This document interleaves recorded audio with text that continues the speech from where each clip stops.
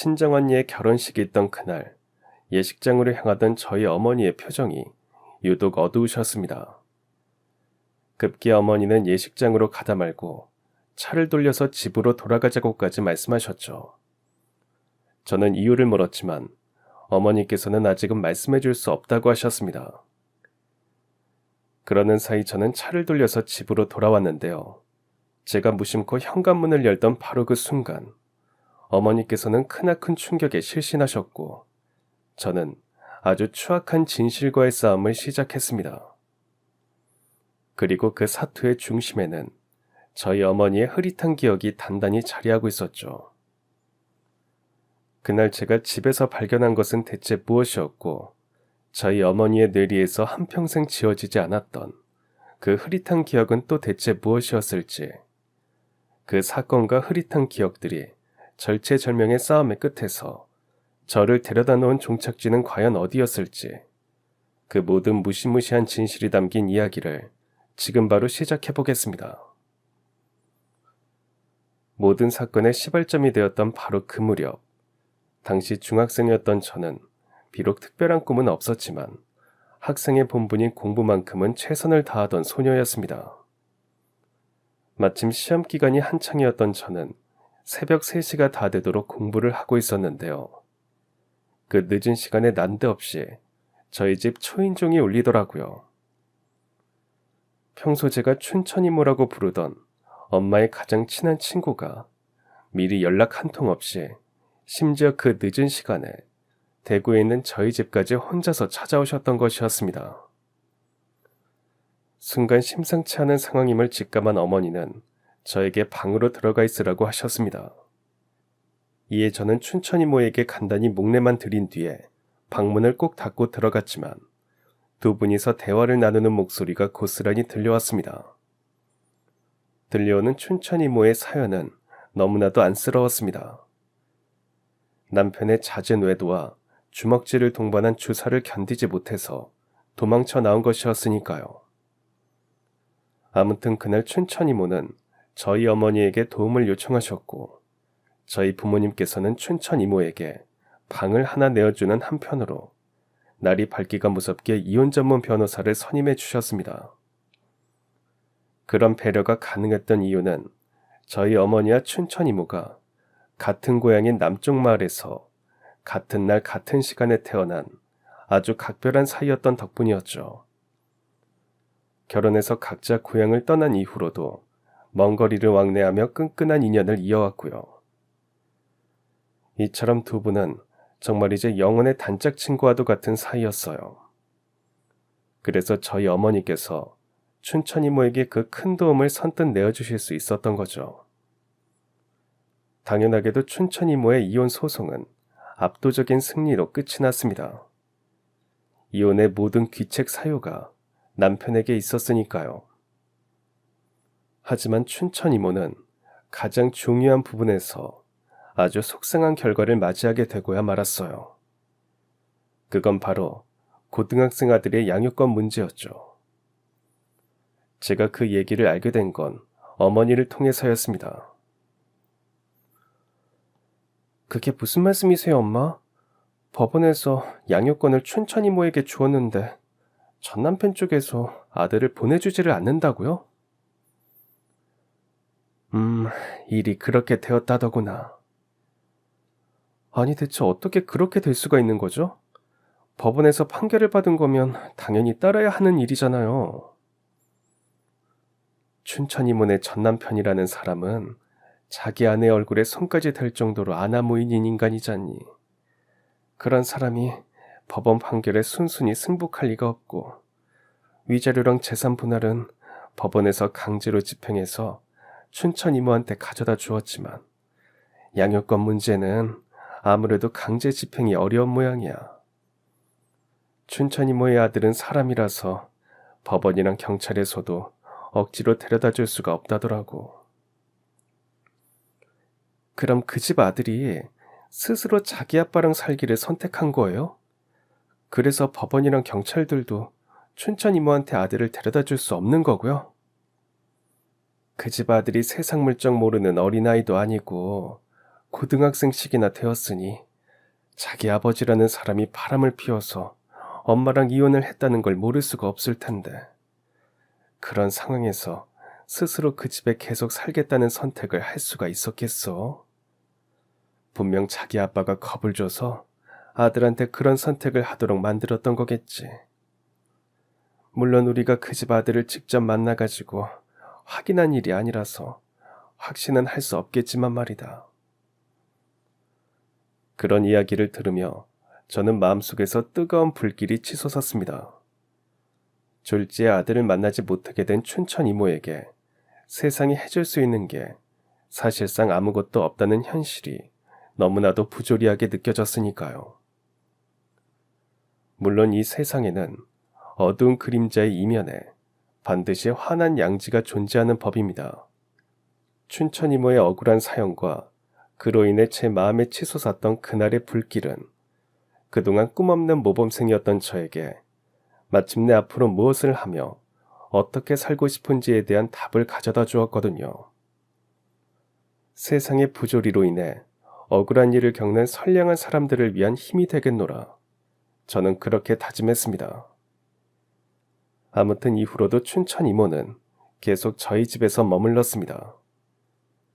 그러는 동안 이모는 맞벌이를 하시느라 늘 바쁜 부모님을 대신해서 저를 아주 잘 챙겨주셨어요.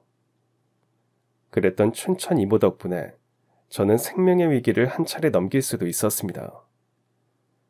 자칫 끔찍한 결과를 낳을 뻔했던 그날, 하필이면 부모님께서는 바쁜 회사 일 때문에 귀가가 늦어지는 상황이었는데요. 춘천 이모와 둘이서 저녁 식사를 마치고 방에서 혼자 공부를 하고 있던 도중 제 얼굴이 순식간에 퉁퉁 부어오르기 시작하더니 급기야 호흡곤란 증상까지 찾아오더라고요. 때마침 춘천 이모가 과일을 가져다 주기 위해 방으로 들어오셨고 저를 발견하기가 무섭게 병원으로 데려가 주셨어요. 덕분에 저는 기사회생할 수 있었는데요. 제가 춘천 이모에게 입은 은혜는 거기서 끝이 아니었어요. 감사합니다, 이모. 의사 선생님께서 그러시더라고요. 이모가 곁에 계시지 않았더라면 정말 큰일 날 뻔했다고. 저 때문에 많이 놀라셨죠. 죄송해요, 이모. 가족끼리 뭘 그런 걸로 미안해하고 그러니. 이렇게 멀쩡히 기사회생했으면 된 거지. 아무튼 의사 선생님께서 뭘 하셔? 왜 갑자기 호흡곤란까지 왔던 거래? 알레르기 반응이었대요. 저녁에 먹었던 음식들 중에 저한테 알레르기 반응을 유발하는 재료가 있었을 거라고. 그거 참 이상한 일이로구나.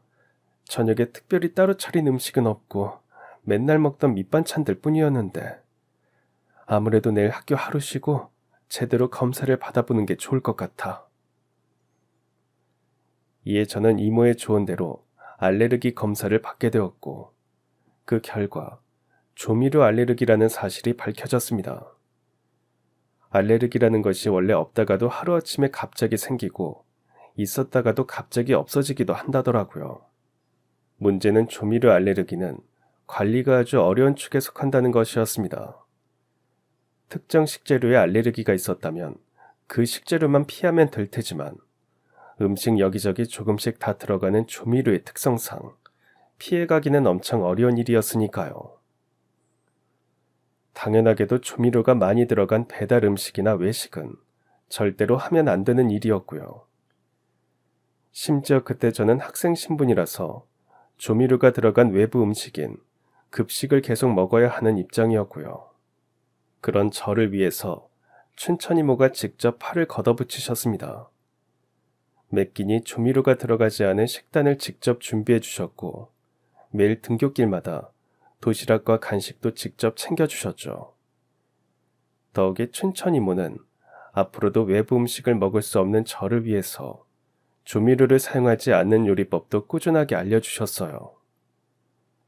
더욱이 저희 아버지께서 심장마비로 갑자기 세상을 떠나게 되셨을 적에도 춘천 이모는 가족으로서 상주인 어머니와 저의 곁을 든든히 지켜주셨습니다. 이처럼 춘천 이모는 세상 그 누구보다 포근하고 든든한 가족이었는데요. 저희가 같은 지붕 아래 함께 지내던 행복한 일상의 마침표가 찍힌 건 제가 서울에 있는 명문대에 합격해서 자취방으로 떠나게 되었기 때문이었습니다. 때마침 춘천 이모도 고향으로 돌아가게 되었기에 저와 춘천 이모는 서로의 앞날을 축복하며 각자의 길을 향해 나아갔죠. 물론 이후로도 저희는 자주 연락하며 인연을 이어갔는데요. 그 끔찍한 소식이 전해진 건 제가 꿈을 이루기 위한 아주 중요한 시험을 코앞에 두고 있던 어느 날의 일이었어요. 그날도 어김없이 코피를 쏟아가며 밤새 공부를 하고 있던 저에게 어머니의 전화가 걸려왔습니다. 휴대전화 너머로 들려오는 어머니의 목소리에는 눈물기가 가득했죠. 시험 공부하느라 많이 바쁘지. 그렇죠 뭐. 쉽게 합격할 수 없는 시험이잖아요. 근데 집에 무슨 안 좋은 일이라도 있으세요? 목소리가 울고 계시는 것 같은데. 그게 실은 춘천 이모 있잖니. 오늘 하늘나라로 갔다더구나. 갑자기 그게 무슨 말씀이세요? 어제까지만 해도 잘 계신다고 저랑 전화통화까지 하셨던 분이 하루아침에 왜요? 경찰관들 하는 얘기를 듣자 하니 이모네 집에 도둑이 들었던 것 같다더구나. 경찰들이 출동했을 때는 이모가 세상을 떠난 다음이었고. 그럼 설마 이모가 도둑한테 당해서 돌아가셨다는 거예요? 정식 수사 결과가 나와봐야 알겠지만 아무래도 그렇게 된 모양이야. 아휴, 내 친구 불쌍해서 어떡하니. 그 말을 끝으로 어머니께서는 한참을 목 놓아 오열하셨습니다. 하물며 저는 사랑하는 이모의 장례식에 참석조차 할 수가 없었어요. 경찰 수사가 진행되느라 장례식이 미루어졌고 춘천 이모의 장례식과 저의 시험날이 겹치게 되어버렸거든요. 당시 저는 꿈을 이루기 위해서 그 시험에 반드시 합격해야 하는 입장이었습니다. 더군다나 저의 꿈은 춘천 이모의 억울한 사연으로부터 말미암은 것이었기에 저로서는 눈물을 머금고 장례식장이 아닌 시험장으로 들어갈 수밖에는 없었고 결국 저희 어머니 혼자 춘천 이모의 장례식장으로 향하게 되셨죠. 그의 겨울은 저와 어머니에게는 그야말로 시련의 계절이었습니다. 저는 그의 시험에 합격했고 어머니와 함께 춘천 이모의 납골당을 찾아가서 합격증을 영전에 바쳤지만 어머니와 저 둘 다 작은 미소조차 지을 수가 없었어요. 이모를 그렇게 만든 범인이라도 검거된 상황이라면 저 어머니의 마음이 조금이라도 나았으련만 그런 것도 아니었으니까요. 네, 맞습니다. 경찰은 춘천 이모 사건의 범인을 끝끝내 찾아내지 못했어요. 사건 현장에서 범인을 특정할 만한 증거가 발견되지 않았거든요. 춘천 이모 사건은 그렇게 미제 사건으로 분류되어 수사가 중단되어 버렸죠. 그나마 다행인 건 시간이 약이라는 것이었습니다. 저는 저대로 사회초년생으로서 바쁜 날들을 보내기 시작했고 어머니도 회사 일이 엄청 바빠지셨거든요. 그러는 사이 춘천 이모를 떠나보낸 슬픔은 아주 조금씩 옅어졌습니다. 물론 그렇다고 한들 저희 가족이 춘천 이모를 기억에서 잃어버린 건 절대로 아니었어요. 어머니는 납골당을 자주 찾아가서 춘천 이모의 얼굴을 보고 돌아오셨고 저는 서울에서 자취 생활을 하는 내내 조미료가 들어가지 않은 식단을 직접 만들어 차려 먹으면서 춘천 이모와의 추억을 떠올렸습니다. 춘천 이모가 저를 위해서 일부러 공부까지 해가면서 가르쳐 주셨던 요리법이었으니까요. 춘천 이모가 이 세상에 없는 시간은 그토록 평온하게 야속하리만치 빠르게 흘러갔습니다. 정신을 차리고 보니 어느덧 제가 혼기가 꽉 찬 나이가 되어 있더라고요. 한 달에도 몇 차례씩 주변 지인들의 청첩장이 도착했습니다. 그 중에는 사업을 크게 하는 부잣집 친척 언니의 청첩장도 하나 끼어 있었죠. 사무실에서 몇 날 며칠을 밤새 일하다가 지친 몸으로 돌아와 보니까 제 자취방 우편함에 친척 언니의 청첩장이 도착해 있더라고요. 저는 곧장 대구에 계시는 어머니한테 전화를 드렸죠. 엄마도 청첩장 받으셨죠? 나는 굳이 따로 안 받았어. 결혼 소식은 너희 큰아버지한테 전화로 얘기 들었고, 서울에서 열리는 결혼식이면 어차피 우리 딸이 알아서 데려다 줄 거니까 청첩장은 너네 집 주소 알려주면서 거기로 보내라고 했지 뭐. 네, 잘하셨어요. 큰아버지 댁이 워낙에 사업을 크게 하셔서 챙길 손님들이 엄청 많을 테니까 저희 집에까지 청첩장을 2장 보내라고 할 필요까지는 없죠. 뭐 아무튼 전날 밤에 하루 먼저 올라오실 거죠? 당연히 그래야지. 얘기를 듣자 하니 강남 어디 호텔 결혼식이라던데. 그 복잡한 동네를 내가 혼자서 찾아가는 것보다는 딸내미 집에서 하룻밤 자고 딸내미 차 타고 같이 이동하는 게 낫잖니. 그렇게 어머니께서는 결혼식 참석을 위해 저희 집에서 하룻밤 주무시기로 했는데요. 어머니께서 상경하시던 바로 그날, 무심코 퇴근한 저는 집으로 들어가기가 무섭게 순간 아차 싶더라고요. 몇 시간 뒤면 어머니께서 도착하실 예정인데 그동안 직장 생활이 눈코 뜰 새 없이 너무 바빴던 바람에 집안 꼴이 아주 엉망이지 뭐예요. 그래서 저는 2팔 걷어붙이고 필사적으로 청소를 했습니다. 어머니께서 서울에서 혼자 사는 딸 걱정을 하지 않도록 정말이지 먼지 한 톨 없이 아주 철저하게 청소했죠. 덕분에 어머니께서는 혼자서도 깨끗하게 잘해놓고 산다면서 아주 좋아하셨고, 저는 내친 김에 그동안 줄곧 마음에 걸려왔던 일을 해결하기로 마음을 먹었습니다. 서울 올라오신 김에 안경 하나 맞추고 가세요. 제가 해드릴게요. 노안이 와가지고 글자도 잘 안 보이신다면서요. 아유, 괜찮아. 그런 일에 헛돈 쓸 필요 없어. 아, 엄마도 참. 아무리 검소한 분이라지만 안경 같은 일에는 돈 아끼는 게 아니에요. 더군다나 내일 결혼식장 가셔서 노안 때문에 친척분들 얼굴도 못 알아보면 그 욕을 누가 먹겠어요? 다들 뒤에서 딸 자식이 부모 안경도 하나 안 맞춰준다면서 흉보지 않겠냐고요.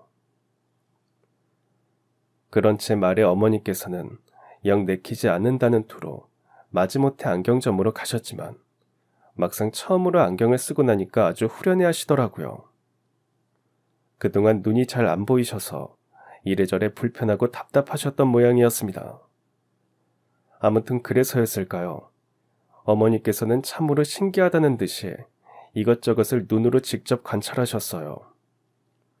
내일 있을 친척 언니의 결혼식 청첩장 또한 그때 처음으로 또렷하게 보게 되었죠. 그런데 그날 어머니께서는 청첩장 속 신랑의 사진을 살짝 좋지 않은 표정으로 한참이나 물끄러미 바라보셨습니다. 왜 그러세요, 엄마? 신랑 관상이 어디가 좀 마음에 안 드세요? 그러자 어머니께서는 마치 말을 얼버무리듯 이렇게 대답하셨습니다. 마음에 들고 아니고가 어딨겠니? 선남 선녀가 만나서 행복하게 잘 살면 그만이지. 근데 너 혹시 이 사람이 누군지 좀 알겠니? 그때 저는 어머니께서 신랑의 직업 같은 걸 물어보시는 것으로만 생각했습니다. 조카 사이가 어떤 사람인지는 당연히 궁금하게 마련이니까요. 저도 잘은 몰라요. 업무가 워낙에 바빠서 근처 사는 친척들 모시고 인사하던 날에 참석을 못했거든요. 아, 정말 누군지 모르겠다는 얘기지? 아, 그렇다니까요. 보세요. 지금도 사무실에서 전화가 오잖아요. 아휴, 제가 하는 일이 이래요. 새벽에도 연락이 오면 수시로 달려나가야 하고. 아무튼 집에 잠깐 계세요. 밖에서 통화 좀 하고 돌아올게요. 하필이면 그때 걸려온 전화는 아주 중요한 내용이었습니다. 자연스럽게 전화 통화가 많이 길어졌고 집으로 돌아가 보니 어머니께서는 이미 단잠에 들어 계시더라고요. 하긴 어머니께서 많이 피곤하실 법도 했죠. 아침 일찍 출근해서 점심 나절까지 근무하다가 반차를 낸 다음 고속버스를 타고 서울에 있는 저희 집까지 먼 길을 오셨으니까요. 다행히도 어머니께서는 늦잠을 주무시지는 않았습니다. 서울은 차가 많이 막힐 거라면서 오히려 저보다 먼저 일어나서 결혼식 참석을 준비하셨죠. 물론 그 와중에도 어머니의 표정은 그다지 좋지가 않았어요. 아무래도 어제의 피로가 완전히 가시지는 않은 모양이었죠. 이에 저는 결혼식장까지 가는 내내 최선을 다해서 얌전히 운전했습니다. 가는 길에 어머니께서 멀미라도 하면 큰일이었으니까요. 그런데 결혼식이 예정된 호텔까지 약 5km 정도를 남겨두고 있던 바로 그때였습니다. 아휴, 아무래도 안 되겠다. 그냥 차 돌리거라. 이유는 묻지 말고. 갑자기 왜 그러세요? 혹시 멀미 나세요? 생각이 정리되면 나중에 다 얘기해 줄 테니까 일단 지금은 묻지 말고 차부터 돌려. 그렇게 말씀하시는 어머니의 안색이 아주 많이 안 좋았어요. 이에 저는 급하게 차를 돌려서 집으로 되돌아가기 시작했죠. 그러는 내내 어머니께서는 창밖을 바라보며 무언가 골똘히 생각에 잠겨 계셨는데요. 어머니를 모시고 가까스로 집에 도착한 제가 현관문을 열어젖힌 바로 그 순간 집안에 놓여있는 무언가를 발견한 저는 경악했고 어머니는 그 자리에서 실신하셨습니다. 그때 제 집에 놓여있던 건 마네킹이었으니까요. 목이 부러져 있는 그 마네킹에는 심지어 입 잘못 놀렸다가는 이런 꼴을 면치 못한다는 경고문까지 있었어요. 사람 손으로 직접 쓴 것이 아닌 컴퓨터 프린터기로 출력해서 붙여놓은 경고문이었죠. 일단 저는 자초지종을 파악할 겨를도 없이 실신한 어머니를 모시고 병원으로 향했습니다. 그러는 한편으로 사태를 파악하기 위해 계속해서 머리를 굴렸죠. 그때 제가 처음으로 한 생각은 누군가가 저에게 보복하기 위해 벌인 짓일지도 모른다는 것이었습니다. 왜냐면 제 직업은 검사거든요. 지난날 제가 춘천 이모의 장례식에 참석할 수 없었던 이유는 변호사 시험을 보기 위해서였습니다. 사법고시가 폐지된 이후 세대인 제가 검사가 되려면 우선 변호사 시험에 합격한 뒤에 검사 임용 과정을 별도로 밟아야만 했었거든요. 상황이 그러하니 저로서는 친척언니의 결혼식 당일에 저희 집에서 벌어졌던 사건에 대해서 저에게 날아든 보복이라고 생각하는 건 아주 자연스러운 일이었습니다. 교도소에서 출소한 사람이 담당 검사에게 앙심을 품고 나쁜 목적으로 접근하는 경우가 제법 되었으니까요. 이에 저는 일단 어머니를 병원에 모셔놓고서는 관할 경찰서 강력계 형사님께 전화를 걸었습니다. 최대한 빨리 저희 집으로 출동해 주세요. 아무래도 출소자들 중에 하나가 나쁜 마음을 먹고 저에게 접근한 것 같습니다. 그래요? 지금 검사님께서는 어디 계십니까? 신변에 문제는 없으시고요. 필요하시다면 지금 바로 인원들을 보내서 보호해드리겠습니다. 네, 그렇게 부탁드리겠습니다. 문자로 저희 집 주소를 알려드릴 테니까 그쪽으로도 빨리 출동하셔서 용의자를 특정지을 만한 단서를 찾아봐 주세요. 용의자가 언제 다시 나타나서 증거인멸을 시도할지 모르니까 최대한 신속하게 움직여 주셔야 합니다. 경찰분들께서는 저의 부탁대로 즉시 행동에 나서 주셨습니다. 저희 집으로 출동해서 용의자가 남긴 증거를 찾는 한편으로 제 쪽으로 경호 인력들을 보내주셨어요. 저는 그 경호 인력들에게 어머니의 안전을 부탁드린 채로 곧장 집으로 향했습니다. 어머니께서 하룻밤 저희 집에서 머무는 동안 용의자가 그 모습을 보았다면 어머니의 안전 또한 위험한 상황이었으니까요. 제가 집에 도착했던 시각은 경찰 측에서 현장 조사를 한창 진행하고 있던 무렵이었습니다. 하지만 현장 조사를 나온 경찰분들 모두가 난처하다는 표정을 짓고 있더라고요. 아무래도 아주 전문적인 솜씨 같습니다. 지문이나 족적 같은 증거들을 하나도 남겨놓지 않았거든요. 그럼 CCTV는요? 거기에도 범인의 모습이 잡히지가 않았나요? 네.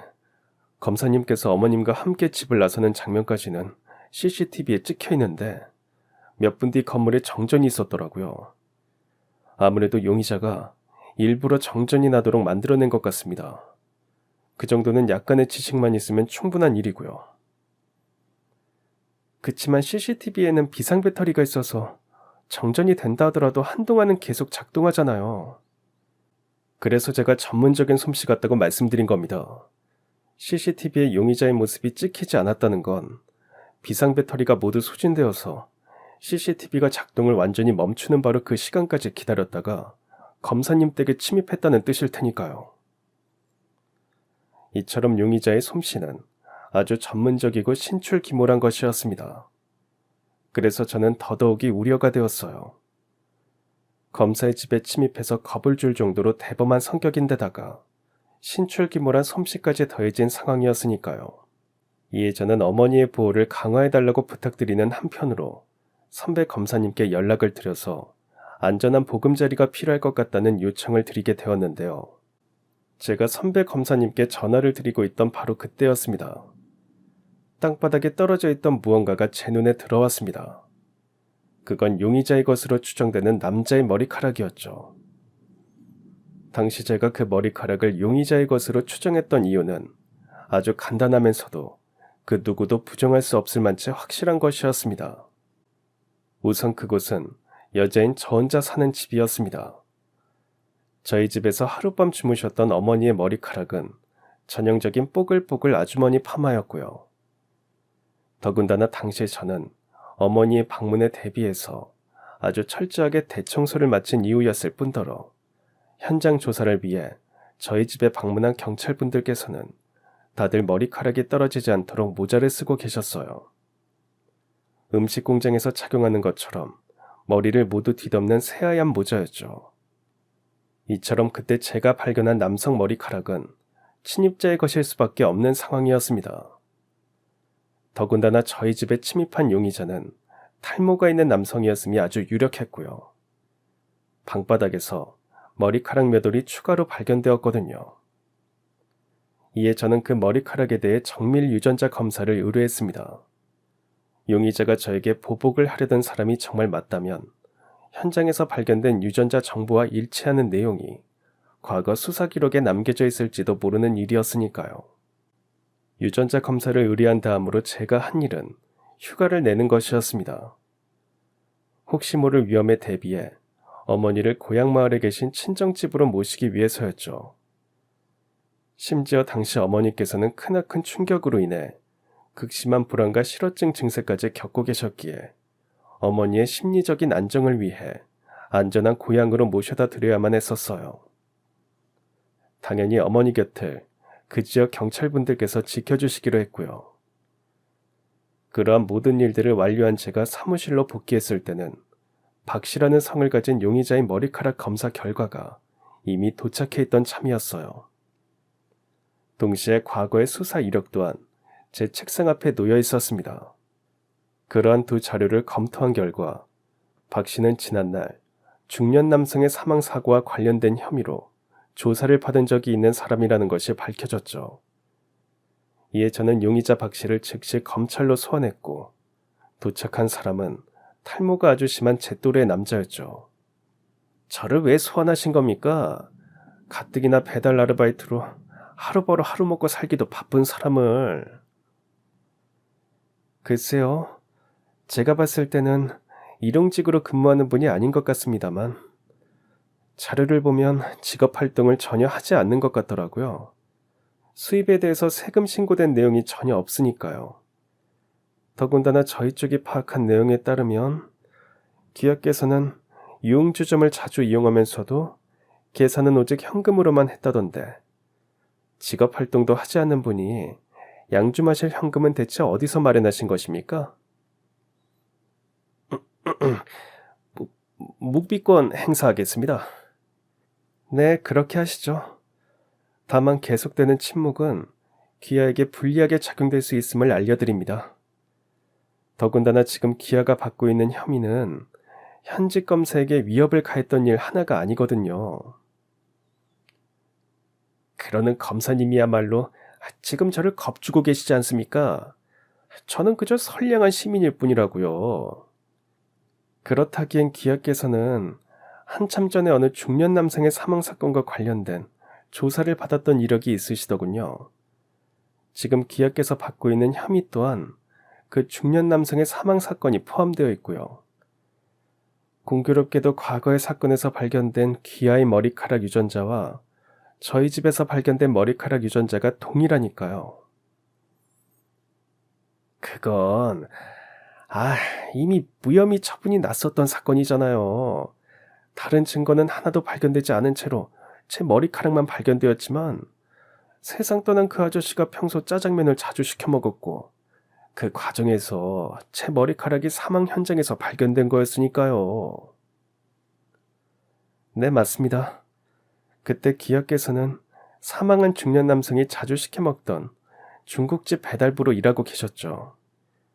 그 점이 참작되어 용의선상에서 벗어난 것이었고요. 그것 보시라고요.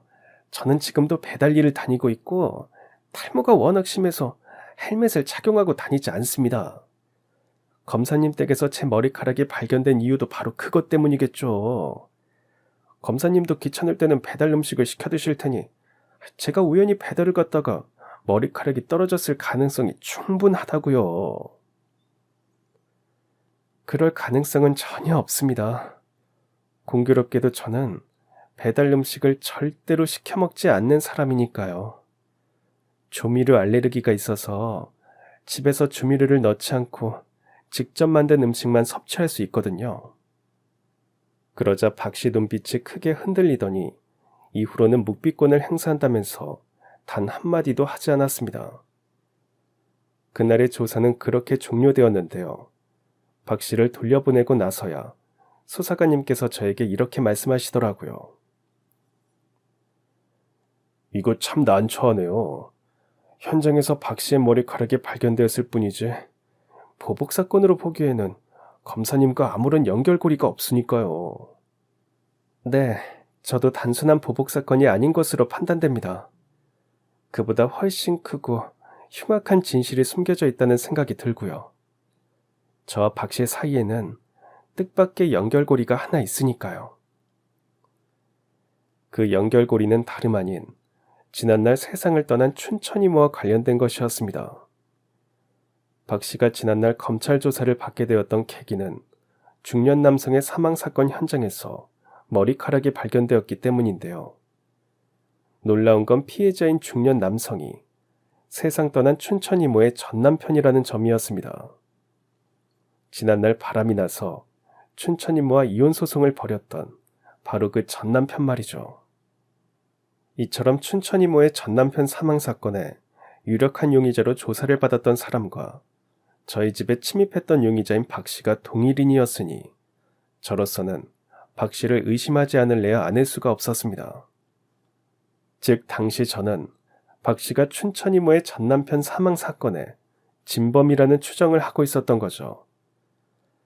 현직 대한민국 검사의 신변을 위협할 정도로 막 나가는 작자라면 우리나라 법이 자기 발 아래 있다고 생각하는 사람임이 당연할 테고, 또한 그렇다는 건 박 씨는 사람의 생명을 충분히 해치고도 남을 만한 위험 인물이라는 뜻일 테니까요. 하지만 그건 어디까지나 저의 추정이었을 뿐 이를 입증한 명확한 물증이 없었습니다. 검사인 제가 인지수사라도 시작을 하려면 두 사건에 대한 동기라도 확실하게 확인이 되어야 할 것이고, 확인된 범행 동기를 바탕으로 박 씨를 추궁해야 자백이라도 받을 텐데 당시로서는 그것마저도 제대로 이루어질 수가 없는 실정이었어요.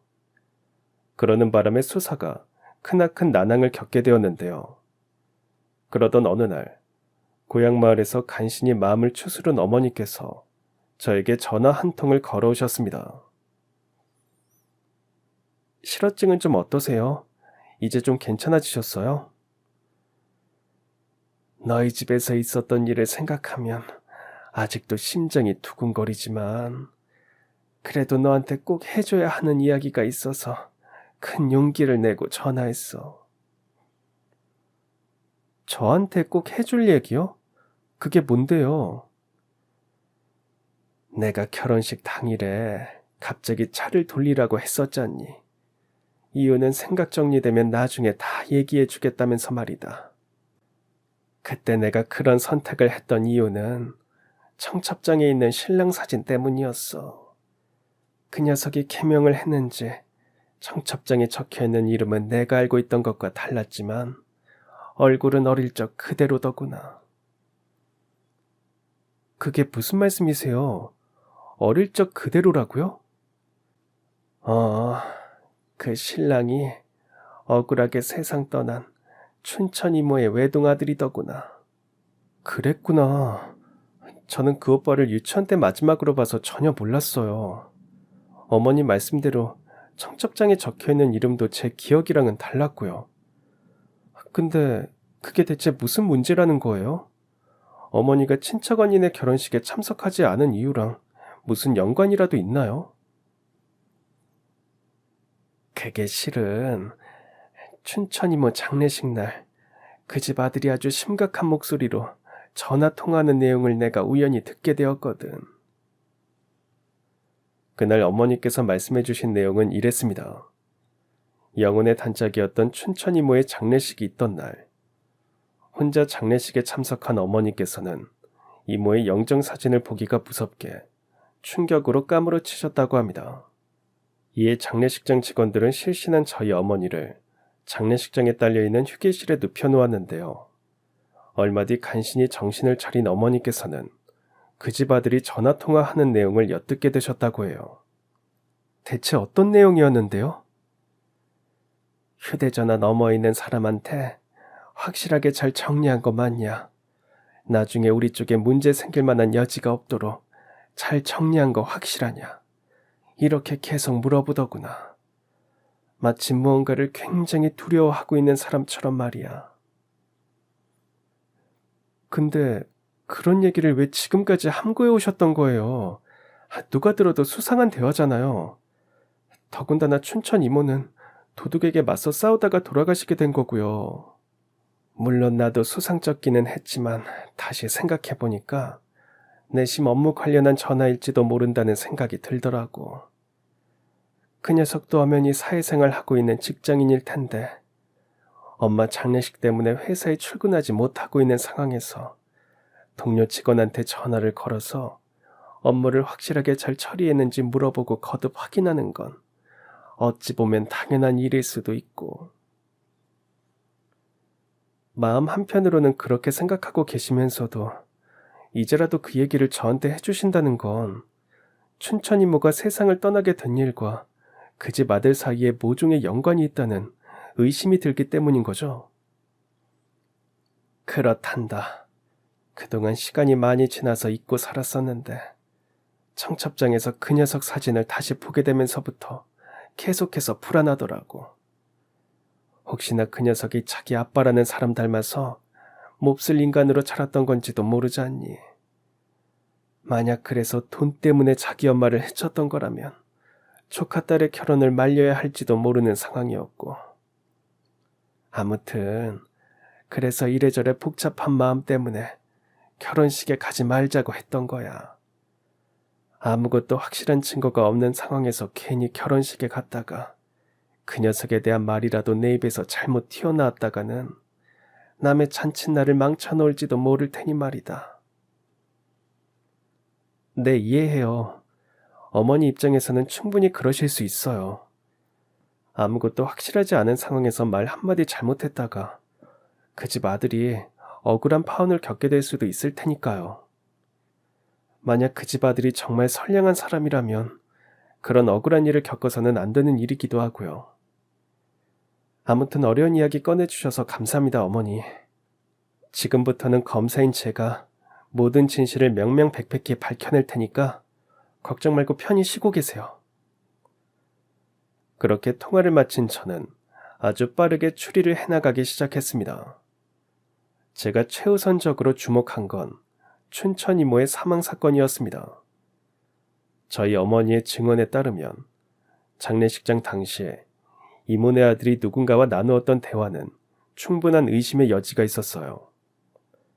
즉, 춘천 이모의 사망 사건과 이모네 아들이 모종의 관계가 있음을 가정할 경우 춘천 이모의 장례식 당시 그 집 아들과 통화했던 사람은 반드시 공범일 테죠.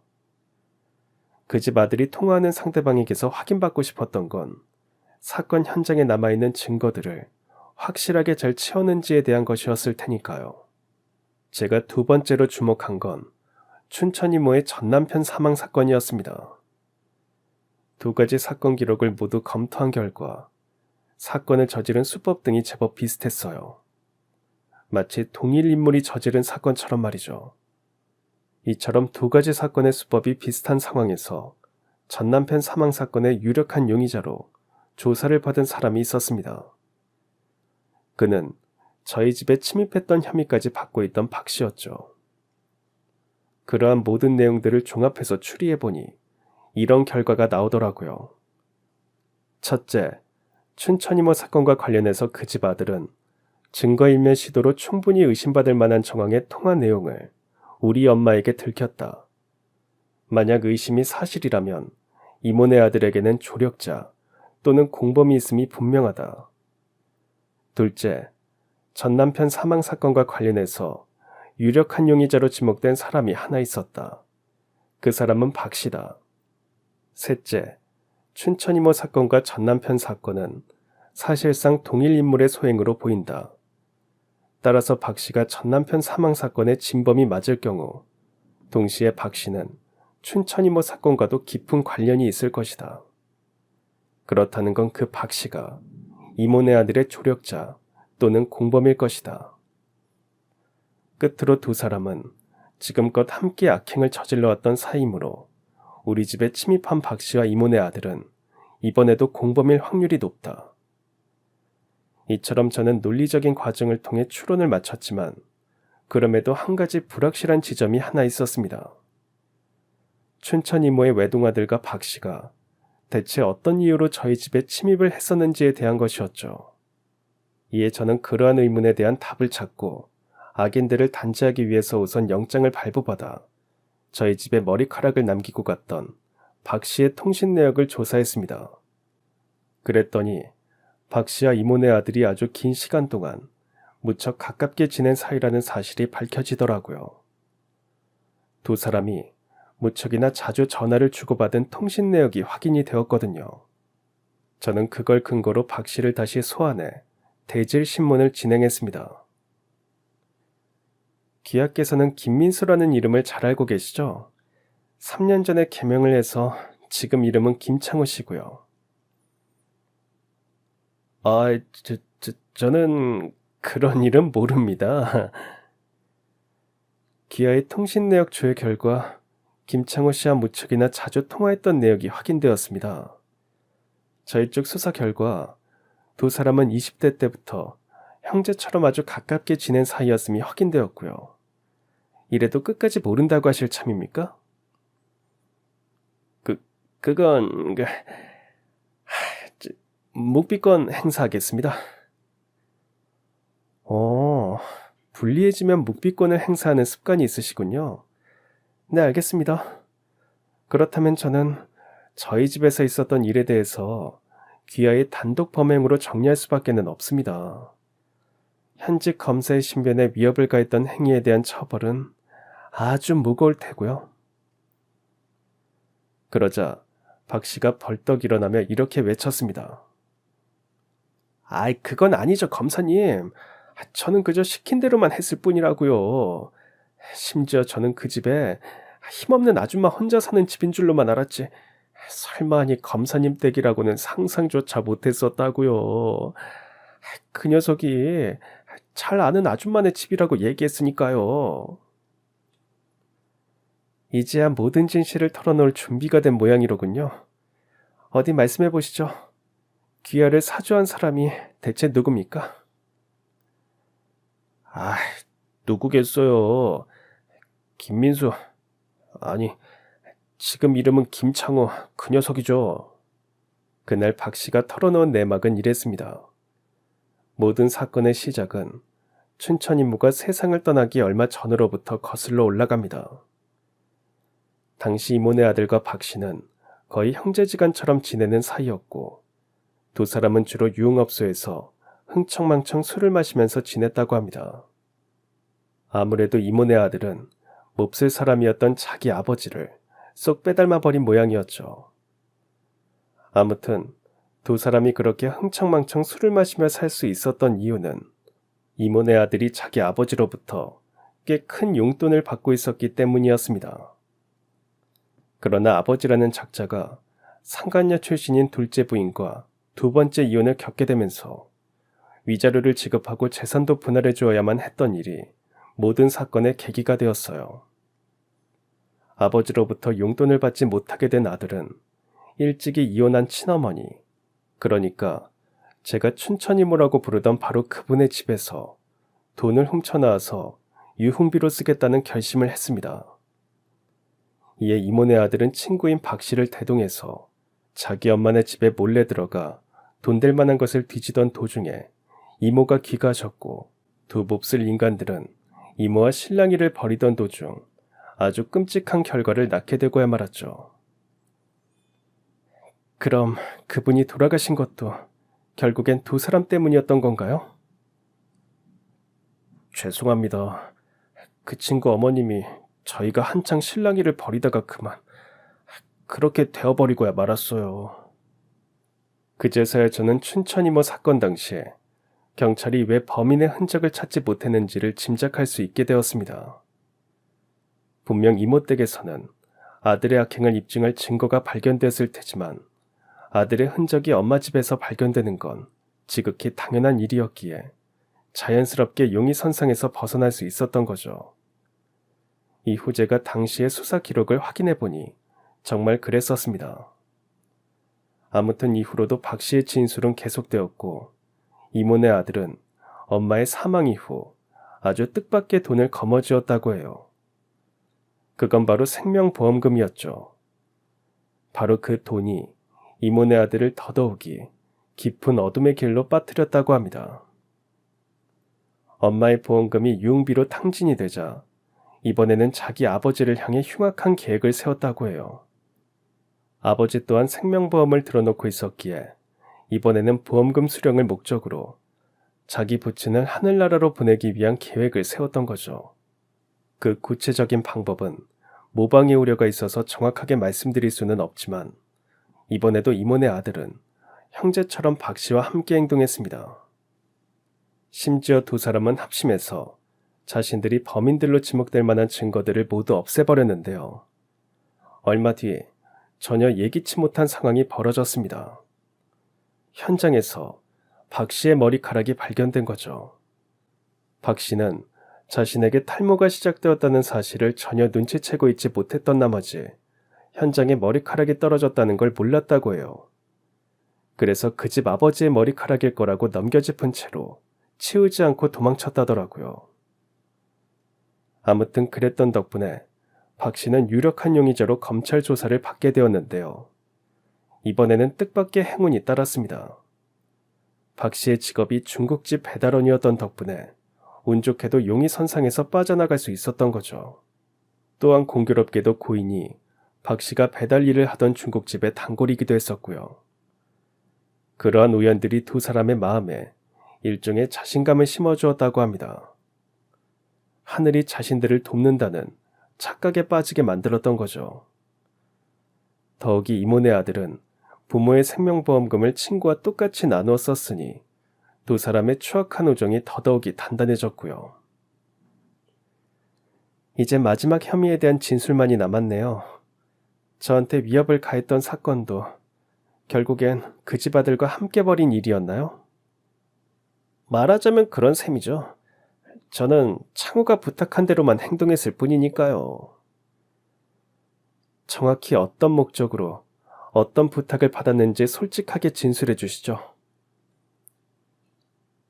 그게 그러니까 그 녀석이 결혼식 며칠 전에 저한테 전화를 했었어요. 예비 처가댁에서 저녁 식사를 하고 난 뒤에 예비 장인어른께서 커다란 사진 앨범을 꺼내오셨다더라고요. 결혼식 당일에 친척 어른들 얼굴 못 알아보면 실례니까 사진으로라도 미리 얼굴을 익혀놓는 게 좋지 않냐면서 말이죠. 그렇게 춘천 이모의 아들, 아니 그 몹쓸 인간은 앨범에 담긴 사진들 속에서 저희 부모님 사진을 발견했다고 합니다. 바로 그 일이 그 몹쓸 인간의 마음에 크나큰 불안을 심어줬다고 하고요. 그때 창호가 걱정하고 있는 일은 다름 아닌 돌아가신 자기 엄마와 관련된 일이었어요. 엄마랑 제일 친했던 아줌마가 하나 있는데 그 아줌마가 혹시나 장례식에서 우리가 나누었던 전화통화 얘기를 엿듣기라도 했었다면 부잣집 사위자리가 날아가는 것도 모자라서 엄마가 돌아가신 과거 사건에 대한 죄값까지 우리가 같이 치르게 될지도 모른다고. 김창호 씨가 걱정하고 있던 장례식 당시 통화 내용은 확실하게 잘 정리한 거 맞냐? 나중에 우리 쪽에 문제 생길 여지가 없도록 잘 정리한 거 확실하냐? 정확히 그런 내용이었죠? 네. 당시 경찰 수사를 피하기 위해서 어머니 댁에 남겨진 증거를 정리하는 건 제가 전담했었거든요. 창호 그 녀석은 의심받지 않기 위해서 장례식 상조 노릇을 해야 했었으니까요. 근데 검사님께서 어떻게 거기까지 다 알고 계십니까? 당일 통화 내용에 대한 결정적인 제보를 받았으니까요. 아무튼 계속 진술해 보시죠. 제가 검사님 댁인 줄도 모른 채로 잠입해서 난장을 부려놓고 나오게 된 건 창호가 저한테 이렇게 부탁했었기 때문이었어요. 자신과 우리 둘 모두를 위해서 혹시 우리의 통화를 엿들었을지도 모르는 그 아줌마한테 제대로 겁을 줘서 입도 뻥끗 못하도록 제대로 입막음을 해야겠다고. 그 집으로 청첩장 보냈던 주소를 알려줄 테니까 아줌마가 결혼식에 참석하는 틈을 타서 집에다가 난장판을 버려놓고 경고문도 남겨두고 나와달라고 말이에요. 근데 저는 진짜 거기가 검사님 댁인 줄은 몰랐습니다. 아주머니 댁인 줄로만 알았죠. 당연히 그럴 수밖에는 없었겠죠. 어머니께서 저희 집 주소로 청첩장을 받으셨으니까요. 아무튼 저희 집 사건에 대해서 기아가 김창호 씨의 사주를 받았고 행동하였음을 입증할 증거가 있습니까? 그날 저는 박 씨에게 현직 검사에게 겁을 주려고 했던 사건에 대하여 단독으로 벌인 짓이 아닌 공범으로부터 사주를 받았다는 증거가 있냐고 물어보았고 박 씨는 한참을 망설이며 아무런 대답이 없었는데요. 그로부터 얼마 뒤 춘천 이문의 외동아들, 아니 그 몹쓸 인간이 수갑을 찬 채로 제 앞에 잡혀왔습니다. 오랜만입니다, 김민수 씨. 아니다, 3년 전에 개명했으니까 지금은 공식적으로 김창호 씨라고 불러야겠죠? 이제는 오빠라는 호칭도 안 붙이는 거야?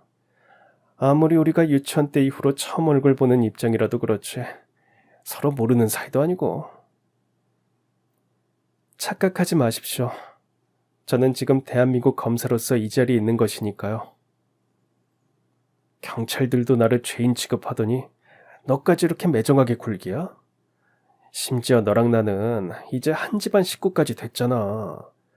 내가 너네 친척 언니네 남편이라고. 그런 나를 증거도 없이 이런 식으로 취급하면 안 되지. 증거라면 지금 확인시켜드리죠. 사무관님, 준비된 통화녹음 파일 재생시켜주세요. 제 말에 사무관님께서 준비된 통화녹음 파일을 즉시 재생시키셨고 녹음이 재생되는 동안 그 몹쓸 인간의 표정은 시시각각 사색이 되어갔죠. 그 몹쓸 인간이 자기 친구에게 저희 집에 난장을 부려놓으라고 구체적으로 지시하는 내용이 모두 담겨있는 통화 내역이었으니까요. 이걸 네가 대체 어떻게 가지고 있는 거야? 그 녀석은 절대로 나를 배신할 사람이 아닌데. 그쪽은 그렇게 생각하고 있을지는 모르겠지만 공범인 친구 생각은 다르더라고요. 부모한테까지 험한 짓을 저지르는 사람이 언제 친구 뒤통수를 때릴지 모른다는 생각 때문에 지금껏 계속 불안한 마음이었고, 그래서 지금까지 있었던 김창호 씨와의 모든 연락 내용을 기록해두고 있다가 이번 사건으로 인해 조사를 받게 되면서 자발적으로 저희 측에 제출했으니까요. 하긴 추악한 우정이 영원할 리는 없을 테니까요. 안 그렇습니까? 그건 또 무슨 소리야. 여기서 우리 부모님 얘기는 왜 또 나오는 건데.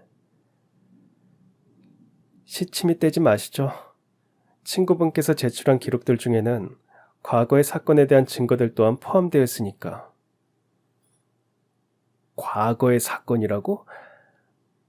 글쎄, 난 도통 무슨 소리를 하는 건지 모르겠네. 그렇다면 지금부터 알려드리겠습니다. 김창호 씨, 귀하는 금전을 목적으로 친어머니와 친아버지를 차례로 해쳤으며 그 일에 대한 입막음을 하기 위해 공범에게 사주를 해서 무고한 시민의 안전을 위협했습니다. 이에 본 검사는 3가지 혐의 모두를 기소하여 귀하의 모든 악행을 명명백백히 밝혀낼 것이며 귀하가 법정 최고형을 선고받을 수 있도록 최선을 다할 테니 귀하는 필요하다면 변호사를 선임해서 스스로를 적극 변호하십시오. 그래봤자 증거들이 워낙 확실해서 호랑이 앞에 놓인 쥐새끼 꼬라지일 뿐이겠지만. 그렇게 저는 그 몹쓸 인간을 3가지 혐의 모두로 법정에 세웠습니다. 그 몹쓸 인간은 변호사를 고용해서 스스로를 적극 변호하려고 했지만 그래봤자 아무짝에도 소용이 없는 노릇이었어요. 제가 준비한 증거가 워낙에 확실했거든요. 이에 저는 사실상 승리를 직감한 채로 최종 공판 기일을 맞이했고 대한민국 검사이자 춘천 이모의 조카딸로서 법정에서 이렇게 구형했습니다. 피고인은 자기 존속인 부모를 모두 해친 사실이 증거로서 명명백백히 확인이 되었으며 그런 행위의 목적은 금전이었는데 악행으로 확보한 금전을 모두 유흥으로 탕진했던 사실 또한 증거로서 모두 확인이 되었습니다. 또한 과거의 사건에 대해 알고 있는 선량한 시민을 입막음하려다가 현직 대한민국 검사의 신변에까지 위협을 가하기에 이르렀습니다. 그러한 모든 사실관계를 통해 보았을 때 피고인의 죄질은 선처의 여지가 없을 만치 아주 극악무도한 것이므로 본 검사는 피고인에게 법정 최고형을 구형합니다. 그로부터 얼마 뒤 있었던 선고는 아주 지극히 정의로운 판결의 결과였습니다. 그 몹쓸 인간이 사실상 법정 최고형에 준하는 형량을 선고받아 교도소로 직행했으니까요. 물론 거기서 끝은 아니었어요. 저희 친척 언니로부터 혼인무효 소송을 당해서 패소했거든요. 그 바람에 그 몹쓸 인간은 가진 전 재산을 그간의 모든 재판에 대한 변호사비와 혼인무효 소송 패소에 따른 위자료 자금으로 싹 날려먹게 생겼습니다. 그래봤자 교도소에서 돈 쓸 일이 있나 모르겠지만요. 공범인 박 씨는 어떻게 되었느냐고요. 검찰 수사에 협조한 사실이 참작되기는 했지만 그렇다고 한들 중형을 면하지는 못했어요. 죄질이 워낙에 악독했으니까요. 한편 저와 어머니는 모든 재판이 종료되던 날에 춘천 이모의 납골당을 찾아가서 위로해드렸습니다. 모든 진실이 밝혀졌고 죄인들로부터 아주 무거운 죄값까지 받아내었으니 이제 억울함을 풀고 편히 눈 감으시라고 말이죠. 그러는 한편으로 저는 이모의 영정사진 앞에 이렇게 약속드렸습니다. 대한민국 검사로서 우리 사회의 정의와 법질서의 수호를 위해 앞으로 한평생 최선을 다하겠노라고 말이죠. 그날의 약속을 애청자 여러분들 앞에 다시금 맹세하며 제 사연은 여기까지입니다. 들어주셔서 감사합니다. 그럼 지금까지 사연 들어주셔서 감사합니다. 사연이 재밌으셨다면 구독과 좋아요 부탁드려요. 감사합니다. 안녕히 계세요.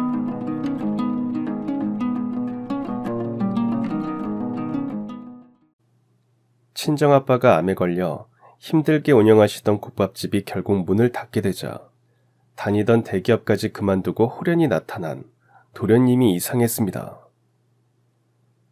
도련님 무슨 꿍꿍이세요? 계속되는 저의 추궁 끝에 마침내 도련님의 입에서 나온 한마디. 그 말에 순식간에 눈물바다가 되었습니다.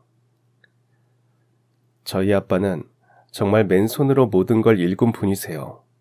젊었을 적엔 하루 벌어 하루 먹고 살던 막노동판에서 시작하셔서 겨우겨우 모은 돈으로 허름한 점퍼 하나를 얻으셨죠.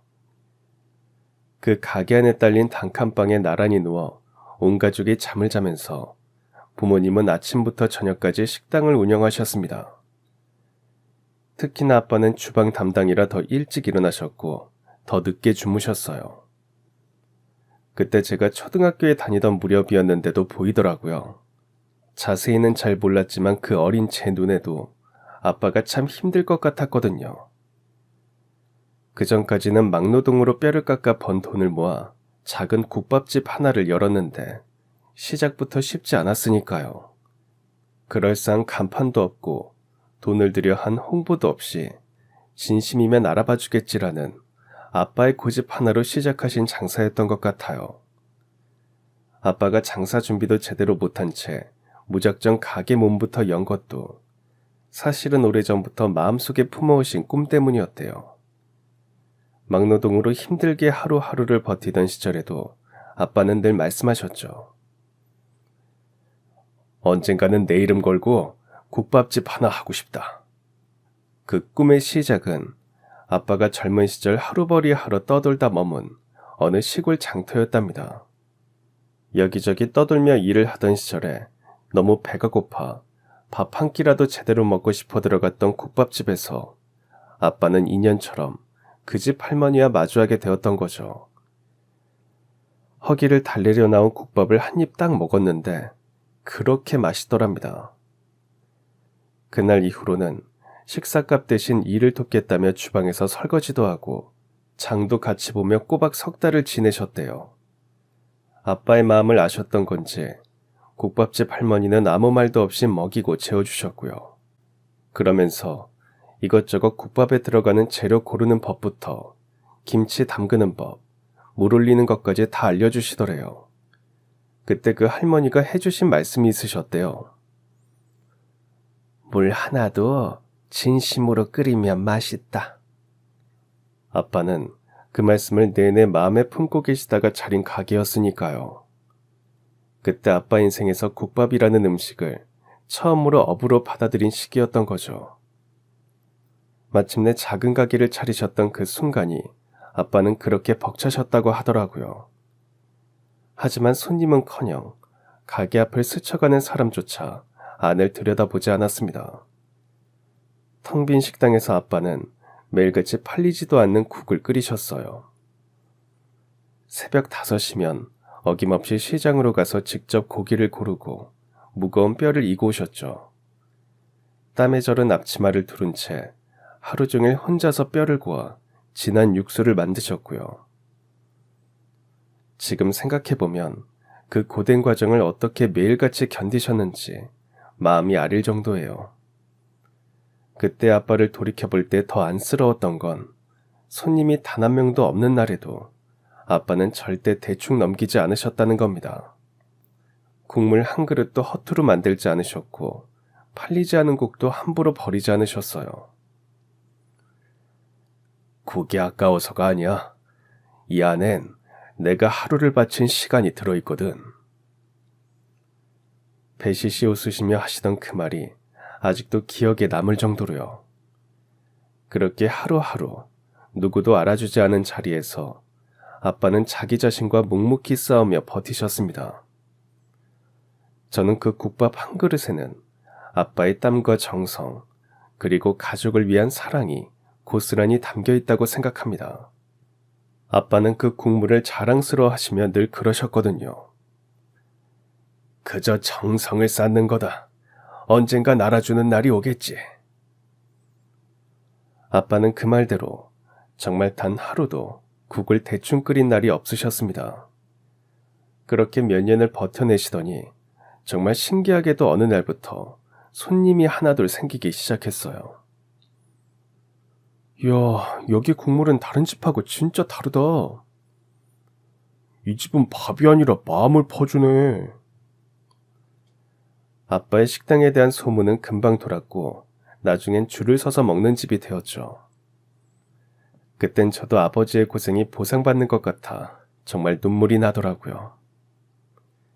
홀을 맡은 엄마는 입으로는 힘들다고 하셨지만 얼굴은 항상 웃고 계셨던 것 같아요.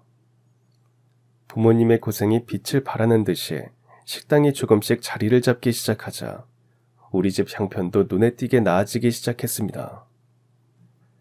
한때는 연탄 한 장 아껴보겠다고 다 같이 이불 속에서 꼭 붙어 자던 시절도 있었는데 겨울에 따뜻한 온기가 집안 가득 도는 날이 생겼으니까요. 남들이 보던 낡은 책만 읽던 제가 어린이날 선물로 새 책을 받아들었을 땐 정말 세상을 다 가진 것 같더라고요. 가게를 넓히면서 홀서빙하는 직원을 더 뽑아 엄마는 그제야 허리 좀 펼 수 있었죠. 아빠는 여전히 똑같이 새벽 시장을 다니셨지만 그 발걸음엔 더 이상 막막함이 없으셨습니다. 주방에서 일하시던 아빠의 손놀림은 예전보다 더 능숙해지셨다며 웃으셨어요. 아빠의 정성 가득한 국밥 한 그릇엔 우리 가족의 시간과 사랑이 담겨 있다면서요. 그렇게 시간이 흐르면서 가게는 이제 동네 사람들 사이에서 모르는 사람이 없을 정도로 유명해졌습니다. 점심시간이면 줄이 길게 늘어섰고 아빠는 늘 바쁜 와중에도 손님 한 사람 한 사람의 얼굴을 꼭 기억하시려고 하셨어요. 이분은 지난주에 다녀가셨지? 아유, 오늘은 기운 좀 나시려나? 아빠는 국밥 한 그릇에도 마음을 담아 꼭 그 사람을 위한 음식을 만들고 계셨습니다. 하루는 어떤 아주머니가 혼잣말처럼 그러셨다고 하더라고요. 남편이 세상 떠난 날도 이 집 국밥이 먹고 싶었어요. 따뜻한 국물에 마음이 조금씩 풀리는 것 같아서.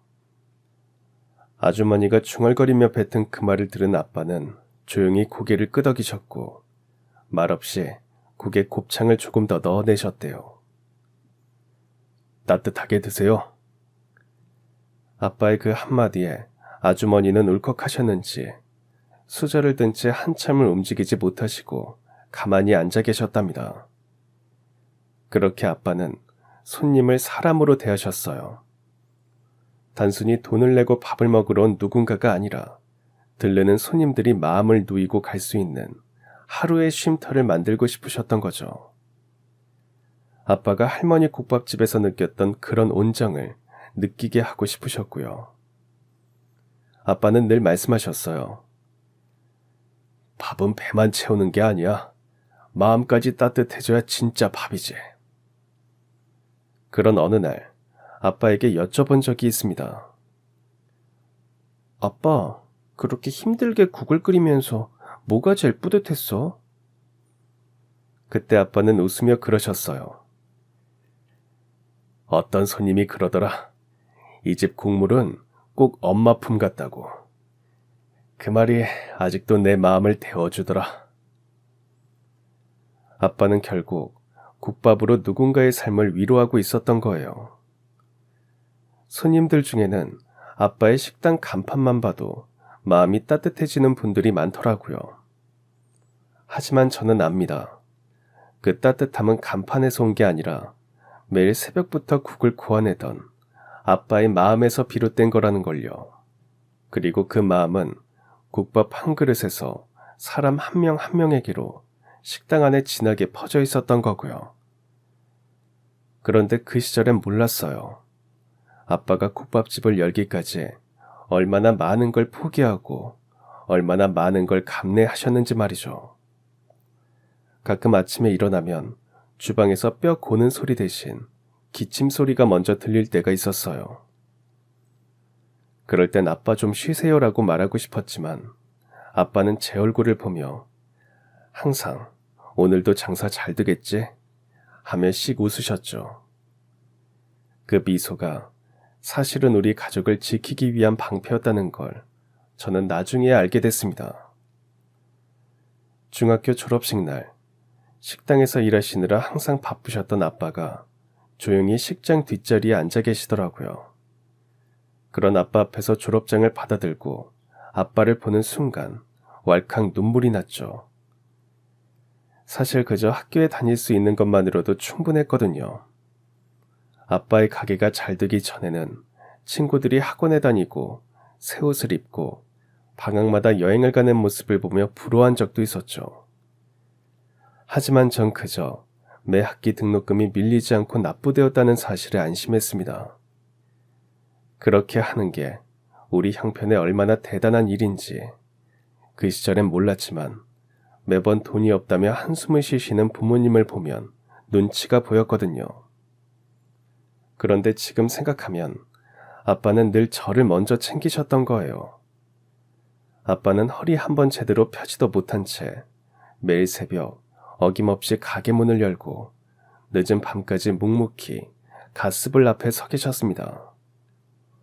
팔리지도 않는 국을 아침마다 정성 들여 끓이시면서요. 손님이 한 명도 없는 식당에서 오늘은 좀 올까 하며 한숨을 내쉬시던 모습이 아직도 생생합니다. 그렇게 하루하루를 버티고 또 버텨 마침내 식당이 조금씩 알려지기 시작하자 아무렇지도 않게 말씀하시더라고요. 이제 너도 다른 애들처럼 학원 다녀야지. 힘들게 번 돈으로 아빠는 맨 먼저 제 학원비를 생각하셨던 거였죠. 그 말에 담긴 무게를 저는 알고 있었어요.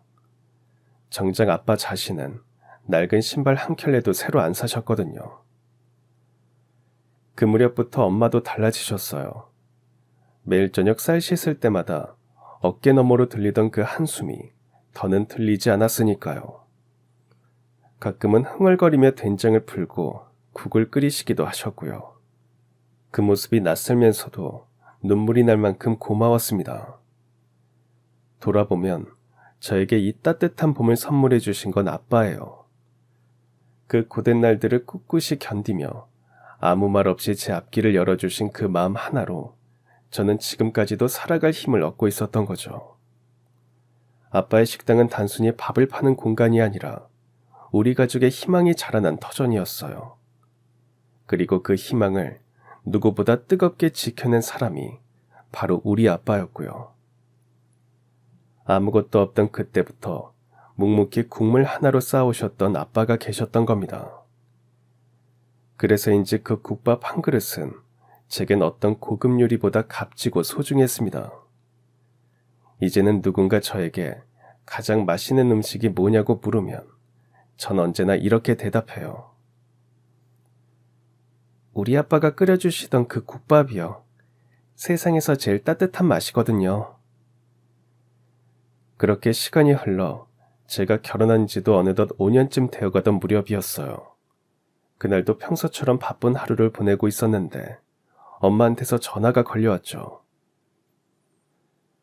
네 아빠가 요즘 밥맛도 없고 속이 자주 쓰리다 하셔.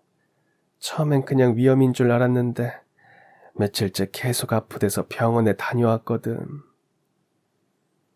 처음엔 저도 대수롭지 않게 여겼어요. 워낙에 아빠는 잔병 치레 하나 없이 건강한 분이셨으니까요.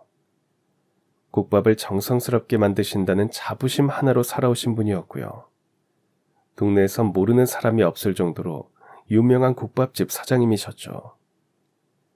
아침 6시면 가게 문을 열고 밤늦게까지 손님상 하나하나 챙기시던 분이고요. 어떤 손님이라도 사장님 국물 조금만 더 주세요 하면 늘 웃으며 인심 좋게 듬뿍 퍼주시던 그런 분이셨어요. 내 손맛은 평생 써먹어야지 하시며 나중에 허리 더 굽고 손이 떨려도 국밥은 계속하고 싶다던 분이셨습니다. 삶 자체가 정성스러운 국밥과 손님, 베푸는 것뿐이던 아빠셨죠. 그런 아빠가 병원 정밀검사 결과 위암 3기 진단을 받으셨다고 하더라고요. 소식을 들었을 땐 말 그대로 하늘이 무너지는 기분이었어요. 엄마는 한참을 울다가 겨우 목소리를 가다듬고 말씀하셨습니다. 병원에서 그러는데 빨리 수술부터 해야 한대. 항암도 오래 해야 한대. 아휴, 이제 가게는 못 나가신대. 엄마의 말을 수화기 너머로 듣는 순간 눈앞이 흐려지고 아무 말도 할 수 없었어요. 그동안 아빠는 아프다는 말도 없이 꾹 참고 일하셨던 거예요. 정작 본인은 위가 타들어가고 있었는데도 매일같이 국밥 냄비 앞에 서 계셨던 거죠.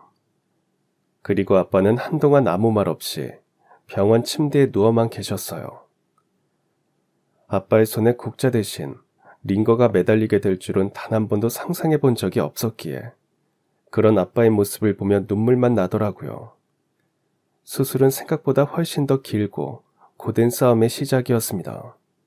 위 절제 수술을 마치고 중환자실에서 일반 병실로 옮겨졌을 때 아빠는 말 그대로 반쪽 사람이 되어 계셨어요. 누워있는 것조차 힘겨워 보였고 마른 손은 바늘을 여러 번 맞았는지 멍자국으로 얼룩져 있더라고요. 그런데도 아빠는 늘 제 앞에서는 꾹 참으셨죠. 이 정도는 참을만 하다. 수술 잘 됐대. 괜찮다. 입술은 바짝 마르고 말끝마다 숨이 섞여 나오는데도 웃어 보이시던 그 표정이 전 아직도 잊을 수 없어요. 가장 힘들었던 건 먹는 일이더라고요. 평생 국밥을 만들며 손님에게 잘 먹는 것의 소중함을 말하던 아빠가 정작 스스로는 미음 한 숟갈 삼키기도 힘겨워하시던 모습이 너무 안타까웠죠. 전화로는 항상 잘 드시고 계시다고 했지만 제가 들른 그날따라 엄마가 정성껏 끓여온 멸치 육수를 입에 대시다가 아빠는 고개를 돌리셨어요. 아유, 도저히 못 삼키겠어. 그 한마디에 엄마는 아무 말도 못하고 그냥 고개만 끄덕이시더라고요. 그날 밤 병실 밖에서 혼자 오는 엄마의 등을 토닥이던 제 손이 떨리던 기억이 납니다. 항암 치료는 또 다른 전쟁이었어요.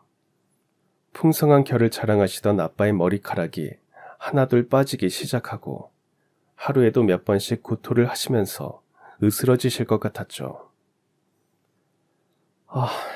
이건 정말 쉽지 않구나. 그런 와중에도 아빠는 자꾸만 창밖만 바라보셨어요. 병원 담벼락 너머로 보이는 골목길을 보며 문득 이렇게 말씀하신 적이 있어요. 우리 가게도 저녁 장사 땐 이 시간에 손님들이 줄 서 있었는데. 다른 말씀은 안 하셔도 눈빛만 보면 알 수 있겠더라고요. 그러면서도 아빠는 끝까지 포기하지 않으셨어요. 입원과 퇴원을 반복하는 시간이었지만 이겨내려고 하셨죠. 몸을 일으키기 힘든 날에도 병실에서 팔 운동을 하셨고 다리가 붓는 날이면 혼자서라도 걷겠다며 보행기를 붙잡으셨습니다. 내가 이겨내야지. 그래야 우리 가족들도 힘내지. 그 말이 얼마나 아픈 다짐이었는지 지금도 생각하면 눈시울이 뜨거워져요. 엄마는 하루도 빠짐없이 간병하셨고 저도 퇴근 후엔 늘 병원으로 달려갔습니다. 아빠는 그런 저희를 보며 자주 말하셨어요. 내가 평생 국밥으로 먹여 살린 가족이 이젠 날 돌봐주네. 고맙다. 그리고 미안하다. 그리고 또 사랑한다. 그런 아빠를 바라보며 저는 마음속으로 매일 기도했죠. 아빠가 다시 국밥집 앞에 서 계시는 모습을 한 번만 더 볼 수 있게 해달라고요. 손님들께 인심 좋게 국물을 퍼주시며 활짝 웃는 그 얼굴을 다시 한 번만이라도 보고 싶다면서요. 그토록 열정으로 지켜온 가게였는데 하루아침에 손을 놓게 되시다니요. 아빠 없이 가게도 없었고 가게 없는 아빠도 없었는데 말이죠. 저요. 솔직히 식당을 물려받고 싶은 마음 있기는 있었어요. 하지만 제 뱃속에 아이가 자리 잡고 있어 선뜻 나설 수가 없더라고요. 결혼한 지 5년 만에 생긴 아이였거든요. 아이가 생긴 것을 알고 얼마 뒤에 아빠가 암이라는 사실을 알게 되었죠. 그랬기에 저는 점점 더 무거워지는 배를 안고 병원으로 향하곤 했어요. 하루하루 힘겹게 투병 중이신 아빠의 곁을 지키는 일과 조심스럽게 아기를 품는 일, 두 생명을 지켜야 한다는 책임감에 하루도 편히 숨 쉴 수가 없더라고요. 사실 병원 복도 끝까지 걸어가는 것조차 숨이 차오르던 날들이었어요. 하지만 제 발걸음을 멈출 수는 없었습니다. 누워 계신 아빠의 손을 한 번이라도 더 꼭 잡고 싶어서요. 제 안에서 자라고 있는 아기를 생각하며 눈으로만 기도하듯 아빠를 바라보았죠. 아빠, 이 아이는 꼭 할아버지가 안아주셨으면 좋겠어요. 그 말을 꼭 삼킨 채 입 밖으로 낸 적은 없었습니다. 혹시나 아빠가 그 말 때문에 부담을 느끼시지는 않을까 걱정이 되더라고요. 그리고 그 약속이 지켜지지 못하면 어쩌나 겁이 나기도 했습니다. 아빠는 그런 제 배를 보고는 어느 날 이렇게 웃으셨어요.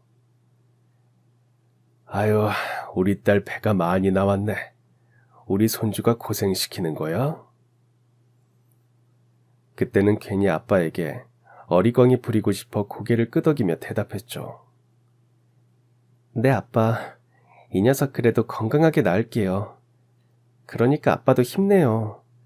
아빠 국밥 냄새도 기억할 수 있게 꼭 다시 국밥 끓여줘요. 저희 그 말에 아빠는 말없이 제 손을 꼭 잡아주셨습니다. 마치 자신이 싸우고 있는 이유가 분명해졌다는 듯 기운 없는 미소 속에서도 따뜻한 눈빛을 보내주시더라고요. 어느 날은 아빠가 뱃속의 아기에게 말을 거시기도 했어요. 아가야, 잘 들어. 넌 태어나면 꼭 기억해야 해. 우리 가족은 국밥처럼 뜨끈한 사랑으로 버틴 집안이란다. 그 말을 들으니 저는 도저히 눈물을 참을 수가 없더라고요. 뱃속에서 차분히 움직이던 아이가 그 순간 툭 하고 배 안쪽을 차올렸거든요. 마치 할아버지의 목소리를 알아들은 것처럼요. 아빠는 그날따라 참 많은 말씀을 하셨어요. 나는 이제 국자를 못 잡을지도 모르지만 이 녀석이 커서 다시 저 가게 문 열 수 있을지도 모르지. 그러니까 잘 키워라. 건강하게 사랑 듬뿍 주고. 그날 밤 아빠와 그렇게 대화를 나누고 집에 돌아와 거울 앞에 섰는데 제 얼굴이 부쩍 부은 걸 보고 또 울컥했어요. 몸도 마음도 무거워만 가는 하루하루였지만 아빠의 손길을 기억하는 아이로 자라게 하겠다는 마음 하나로 저는 하루하루를 버텼습니다. 그렇게 봄이 오고 아이가 세상에 태어났습니다. 작고 여린 생명이 저를 뚫고 나와 울음을 터뜨렸을 때 가장 먼저 생각난 건 병원 침대 위에서 아빠가 들려주셨던 그 한마디였죠. 국밥처럼 뜨끈한 사람이 돼야 한다. 그러던 아버지가 결국 말씀하셨어요. 믿을 만한 사람 없으면 그냥 가게 접을란다. 가게 너무 오래 비었어. 그렇다고 아무에게나 우리 가게 이름 넘기고 싶진 않다. 그 말을 듣는데 가슴이 미어지더라고요. 언젠가 들을 것 같던 그 말을 결국 하시는데 마치 아빠가 포기하는 것 같았죠. 그렇게 피땀 흘려 일군 가게를 문 닫아야 한다는 것도 너무 안타까웠습니다. 가게 이야기를 꺼내신 뒤로 아빠는 한동안 말씀이 없으셨어요. 병실에 누워 휴대폰으로 예전 가게 사진만 들여다보시는 모습은 마치 손에서 놓고 싶지 않은 지난 날을 붙잡고 계신 것 같았습니다. 저도 계속 고민이 됐습니다. 내가 가게를 이어받을 수 있지 않을까? 마음 한켠에는 그런 바람도 있었지만 아이를 막 낳은 제 현실은 하루하루 버티는 것조차 벅찼어요.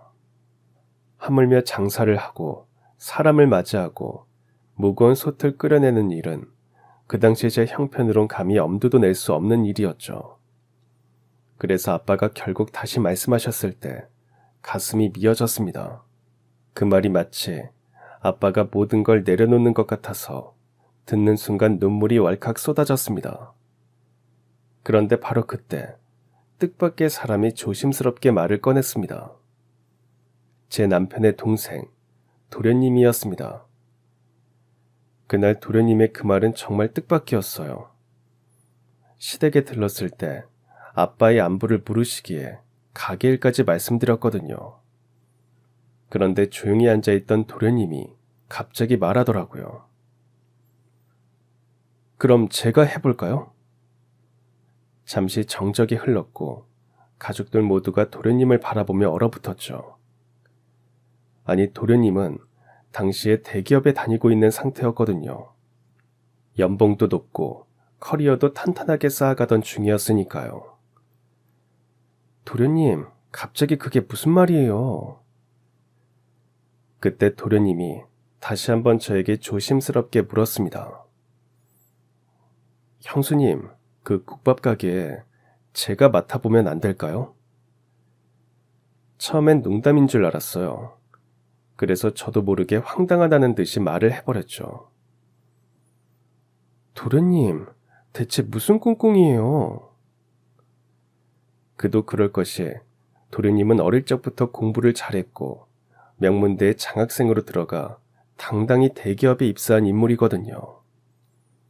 시부모님도 그런 도련님을 늘 자랑스러워하셨고 저 역시 도련님은 평생 정해진 길을 걸을 거라 믿고 있었어요. 그런데 제 생각과는 달리 도련님은 진지하더라고요. 하지만 제 눈에는 지친 일상에서 도피처로 삼으려는 건 아닐까 싶었습니다. 그래서 제가 정말 당황한 목소리로 다시 물었죠. 도련님, 요즘 회사에서 힘드세요? 아니면 저희 가게가 탐나세요? 제 물음에 도련님은 잠시 침묵하더니 작게 말했어요. 말하지 말라고 하셨는데요. 사실 사돈어른께서 우리 집 많이 도와주셨어요. 그 순간 시댁 전체에 물을 끼얹은 듯 조용해졌습니다. 도련님은 잠시 멈칫하더니 말을 이어가더라고요. 우리 집 힘들었을 때 사돈어른이 저한테 매달 생활비를 주셨어요. 사돈 자존심 상할까봐 몰래요. 그때부터 저 사돈어른 같은 분 되고 싶었어요. 그 말을 들은 순간 저와 시댁 식구들까지 전부 울었습니다. 그 순간에는 누구도 한마디 못했습니다. 도련님의 말이 자꾸만 마음을 울릴 뿐이었죠. 그 말 속에는 말로 다 하지 못할 고마움과 부끄러움, 그리고 존경이 담겨 있었어요. 그제서야 몇 해 전 일이 떠올랐습니다. 그땐 시댁 형편이 정말 많이 어려웠죠. 시어머니는 병원에 입원 중이셨고 시아버지는 작은 사업이 부도가 나며 거의 한 달 넘게 집 밖을 나서지 못하셨거든요. 가장으로서의 무게가 무너져 내렸던 시아버지, 그리고 곁에서 마음 졸이던 가족들. 남편도 직장에서 온전히 자리 잡지 못한 상태였고 도련님은 졸업을 앞두고 있던 대학생이었어요. 그때 우리 집, 그러니까 제 친정이 사정이 아주 넉넉하진 않아도 서로 돕는 걸 당연히 여기던 집안이었거든요. 하루는 아빠가 저에게 조용히 물으시더라고요. 시댁은 요즘 괜찮으시냐? 저는 눈치 보며 말했죠. 좀 많이 힘드세요. 도련님이 아직 학생이라 걱정이라고 하시고요. 그 말을 들은 다음 날, 아빠는 아무 말 없이 저한테 봉투 하나를 건네셨습니다. 네가 직접 전하면 더 부담스러울 테니까 이건 내가 너희 도련님한테 따로 줄게. 용돈에 보태라고. 그때부터였어요. 아빠는 한 달에 한 번씩 도련님 몰래 만나셨던 겁니다. 괜히 식사라도 하자며 이유를 붙여 생활비를 건네셨던 거죠. 아빠는 늘 그러셨어요. 돕는다는 걸 티내는 건 진짜 돕는 게 아니라고요. 그렇게 몇 년이 흘렀고 저도 그 일을 잊고 있었던 거예요. 하지만 도련님은 그걸 기억하고 있었고 이제는 그 은혜를 조금이라도 갚고 싶다고 그 마음 하나로 아빠의 가게를 자신이 이어가겠다고 말한 거였습니다. 그날 도련님의 눈빛을 잊을 수 없어요. 그건 단순한 도전도 도피도 아니었거든요. 그건 진심이었고 감사였고 존경이 담겨 있더라고요. 그날 이후 우리 가족 모두는 알게 되었습니다. 가족이란 때론 혈연보다 더 깊은 마음으로 이어질 수도 있다는 걸요. 깊은 그 마음이 따뜻한 국밥 국물처럼 서로를 데워준다는 것도요. 형수님도 아시잖아요. 그 가게는 단순한 밥집이 아니라는 거요. 사돈어른께서 국밥 하나로 가족을 일으키셨다고 들었어요. 그 정성과 뿌리가 형수님 가족사를 지탱해 온 거잖아요. 그러다 저까지 도와주신 거고요. 그런데 그 가게를 그냥 그렇게 닫을 수는 없죠.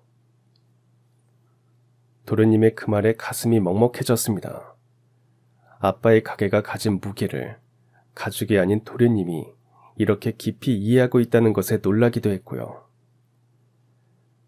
지금 아니면 다시는 기회가 없을 것 같아요. 사돈 어른이 아직 가게 문을 닫지 않으셨을 때 제대로 배워보고 싶어요. 실은 이런 결심 한 지 오래됐고요. 사실 도련님은 저희 아빠의 투병 기간이 길어진다는 말을 듣고 문병도 왔었대요. 그러면서 진작부터 회사를 그만두고 가게를 잇겠다고 결심한 겁니다. 돈이나 명예보다 사람 냄새 나는 삶을 살아보고 싶다면서요. 누구에게나 넉넉하게 베풀 수 있는 그런 마음이 너무 고맙고 멋져 보였대요. 도련님의 그 말을 들으며 저는 마음 한켠이 울컥했어요. 이 국밥집이 우리 가족에게 어떤 의미였는지를 도련님이 진심으로 알아주고 있었다는 사실이 그저 고마웠습니다. 그래서 도련님과 함께 아빠에게도 그 이야기를 조심스레 전했죠. 처음엔 조금 놀라시던 아빠도 도련님의 눈을 마주하고는 한참을 말없이 계셨습니다. 그런 아빠 앞에서 도련님은 저에게 했듯이 차분히 설득을 했습니다. 아빠는 그런 도련님의 말을 가만히 듣기만 하시더라고요. 처음에는 도련님의 말을 믿기 힘들다는 듯 바라보기도 했죠. 그러다 이윽고 고개를 천천히 끄덕이며 말씀하셨습니다. 그래, 사돈 총각이 맡아서 해준다면 가게 이름 안 부끄럽겠다. 국밥은 정성보다 먼저 사람을 알아야 하는 거야. 그 마음 잘 지켜줘야 해. 그날 밤 도련님은 문 닫은 아빠의 가게 앞에 다녀왔다고 했습니다. 불 꺼진 간판을 한참 바라보다가 문틈으로 주방을 들여다보며 이렇게 다짐했다네요. 사돈 어른의 국물만 제 손으로 다시 끓여볼게요. 하루하루를 똑같이 흉내낼 순 없겠지만 진심은 꼭 담겠습니다. 그 이야기를 들은 아빠는 작게 웃으셨습니다. 그러더니 기운 없는 손으로 도련님의 어깨를 한번 두드려 주시더라고요. 도련님 덕분에 가게는 다시 국을 끓일 준비를 하게 된 거죠. 그리고 정말 얼마 지나지 않아 회사를 그만둔 도련님은 아버지 밑에서 하나하나 배웠어요. 육수 내는 법, 김치 담그는 법, 손님 응대까지 다 해내더라고요. 안 해본 일이라 힘들었을 텐데 쉬지 않고 일하는 모습이었죠. 누가 봐도 자기 가게처럼, 아니 그 이상으로 애정을 쏟는 모습이 제 눈에도 보였습니다. 그리고 정말 놀랍게도 도련님이 가게를 맡고 다시 문을 연 뒤부터 손님이 전보다 더 많아졌어요. 맛은 그대로, 인심은 더 후하고 젊은 감각도 더해져서 그랬나 봐요. 도련님은 솥은 새로 닦이고 국물은 새로 끓이지만 그 안에 담긴 사람의 온기만은 예전 그대로일 거라면서 아빠에게 매일 이야기하더래요.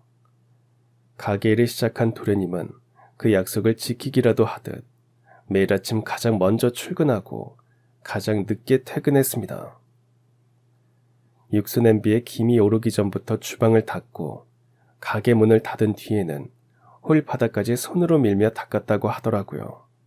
사돈 어른이 주방에서 고기 손질하던 모습이 계속 떠올라서요. 예전에 와서 밥 주실 때 본 모습을 그냥 흉내라도 내보고 싶어요. 그 말이 괜히 하는 소리가 아니라는 걸 시간이 갈수록 알 수 있었습니다. 사람들이 도련님을 처음엔 좀 낯설어 했어요. 사장님이 바뀌셨다던데 아드님이세요?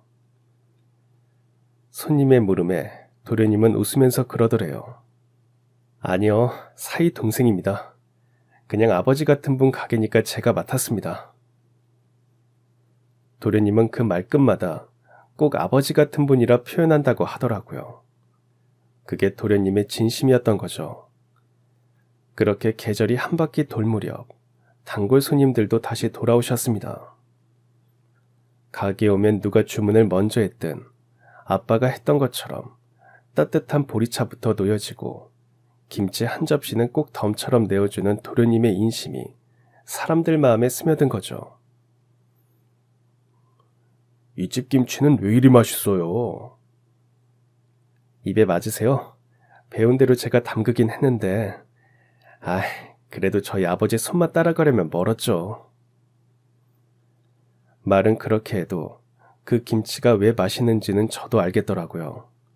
한 포기 한 포기 정성스럽게 절이면서 도련님이 아버지를 떠올렸을 거고 그 마음 때문일 거라고 느껴졌거든요.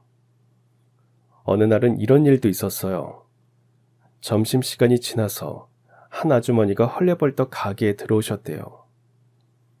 아유, 다행이다. 아직 안 닫았네요. 국 끓여놓은 거 포장 좀. 우리 엄마 입맛이 영 없대서요. 그래도 이 집 국밥만 드시거든요. 도련님은 아무 말 없이 불이 났게 주방으로 들어가 국밥을 퍼냈답니다. 그때 도련님이 아주머니께 그러더래요. 맛있게 드시고 힘내시라고 꼭 전해주세요. 그게 아버지 방식이었어요. 그날 밤 도련님은 아빠 앞에 국밥 한 그릇을 떠서 드렸답니다. 오늘은 아버지가 기뻐하실 것 같아서요. 아빠는 그 국밥 한 그릇을 다 비우시더니 웃으셨고요. 고개를 끄덕이며 도련님을 흐뭇하게 바라보셨대요. 엄마는 그런 아빠와 도련님을 바라보며 이상하게 뭉클하셨다고 하시더라고요. 피도 안 섞인 둘이 어찌나 닮아 보이는지 아들이 생긴 것 같았대요. 정말 그런 건지 도련님은 정말 저희 아빠 같아지더라고요. 가게를 잊고 나서 처음 맞는 겨울, 도련님은 유난히 분주해 보였습니다. 매일 장사 준비에 바쁠 법도 한데 이상하게 주방에서는 장작 냄새와 함께 고소한 팥내음이 감돌았죠. 알고 보니 도련님이 직접 팥을 삶고 있었던 겁니다. 예전에 사돈어른이 겨울마다 팥죽을 끓이셨다고 들었어요. 그 마음 조금이라도 따라해보고 싶었어요. 도련님은 그렇게 말하며 작은 종이 그릇에 팥죽을 담아 이웃 어르신들께 하나하나 전해드렸습니다. 혼자 사시는 분들께는 직접 찾아가 문을 두드리고 인사를 건넸고요. 할머니, 따뜻할 때 드세요. 염치 없지만 저희 가게도 한번 들러주세요. 그 마음이 통했던 걸까요? 동네에서는 도련님을 더 이상 젊은 사장님이라 부르지 않았습니다. 하나같이 사돈 사장님이라고 불렀죠.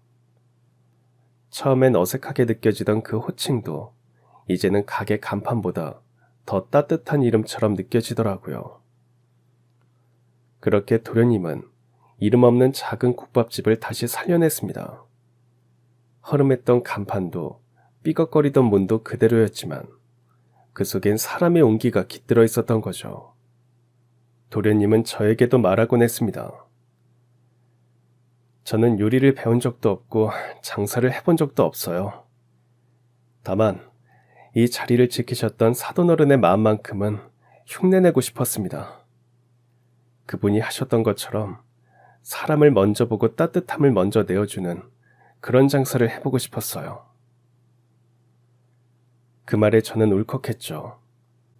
그렇게 도련님은 사돈이자 아버지였고 삶의 스승이었던 분의 마음을 한 그릇의 국밥에 담아 이어나가고 있었습니다.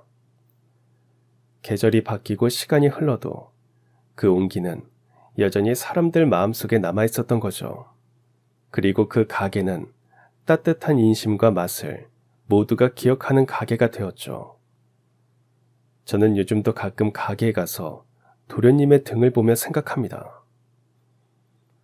우리 아빠가 저 도련님에게 정말 많은 걸 물려주셨구나. 가게 하나를 물려주신 게 아니라 사람을 대하는 법, 마음을 담는 법을 물려주신 거니까요. 이상하게 어린 시절 저희 아빠를 보는 것 같은 기분도 들더라고요. 도련님이 그렇게 말한 적 있어요. 형수님, 저는 아직도 그날이 생각나요. 그날 형수님이 저한테 물었잖아요. 가게가 탐나냐고요. 근데요, 맞아요. 저 탐났어요. 돈이 아니라 사람이 모이고 웃음이 나는 그 국밥집이 정말 부러웠어요. 그리고는 웃으며 이렇게 덧붙였죠. 그래서 이제는요, 그 국밥에 저도 제 이야기를 담아보려 해요. 그 말을 들은 날, 저는 또 한 번 울컥했답니다. 그 국밥집, 이제 도련님의 손에서 또 다른 이야기를 끓이고 있습니다. 가족이라는 이름으로 시작된 국물 한 그릇이 이웃을 데우고 또 다른 가족을 만들어가는 중이었던 거죠. 아버지의 치료는 정말 기적처럼 순조로웠어요. 처음 항암 치료를 시작할 때만 해도 여러 걱정이 앞섰죠. 부작용이 심하지는 않을까, 체력이 너무 떨어지시지는 않을까 싶었는데 생각보다 잘 견뎌내셨어요. 그 중에서도 가장 놀라웠던 건 도련님에게 가게 일과 레시피를 차근차근 알려주시기 시작하면서였어요. 마치 몸이 나아지고 있다는 걸 스스로도 느끼셨는지 표정이 밝아지고 목소리에도 힘이 실리기 시작하더라고요. 평소 같았으면 힘들다고 하실 법한 일도 도련님 옆에서 직접 손잡고 가르쳐 주시고 틈만 나면 가게 운영 노트를 정리하시면서 신이 난 아이처럼 활기차셨어요. 그런 변화가 계속되더니 결국 아버지는 치료 마지막 단계까지 아무런 체발 없이 무사히 마치셨어요. 검사 결과도 좋았고 담당 의사 선생님께 완치 판정을 받았을 때는 가족 모두가 안도와 감격으로 눈물을 흘렸죠. 아버지께서 힘든 시간을 이겨내시고 건강을 되찾으셨다는 게 그저 감사할 뿐이에요. 5년 전 아빠가 암 판정을 받으셨을 때만 해도 세상이 무너지는 줄 알았습니다. 그 소식을 들은 날 저는 아무 말도 못하고 병원 복도에 주저앉아 펑펑 울었으니까요. 아이를 뱃속에 품고 있었던 저는 혹시라도 아빠가 아이 얼굴도 못 보고 떠나시게 될까봐 그게 너무 두려웠어요. 항암 치료는 생각보다 훨씬 고됐습니다. 살이 빠지고 머리카락이 빠져도 아빠는 괜찮다는 말만 하셨어요. 제가 눈물이라도 흘릴라 치면 도리어 저를 다독이셨죠. 야, 아기 놀라겠다. 엄마가 울면 안 되지. 그렇게 몇 달이 지나고 몇 년이 흐르는 동안 아빠는 기적처럼 버티셨고 결국 완치 판정까지 받으셨습니다. 그 모든 시간을 함께한 우리 가족도 많이 변했어요. 뱃속에 있던 아이는 이제 5살 개구쟁이가 되어 할아버지 품에 매달려 깔깔 웃습니다. 한창 말 배우며 부르짖던 할부지 소리에 아빠 얼굴엔 자연스레 웃음이 번지고요. 그리고 도련님, 아빠를 대신해 가게를 맡은 도련님은 제법 사장님 티가 났죠. 하얀 앞치마에 머리엔 수건을 동여매고 손님들 얼굴도 다 기억해가며 인사하는 모습이 얼마나 듬직한지 모릅니다. 처음엔 허둥지둥 하던 도련님도 이제는 저희 아빠 못지않게 국밥 간 맞추는데 진심이더라고요.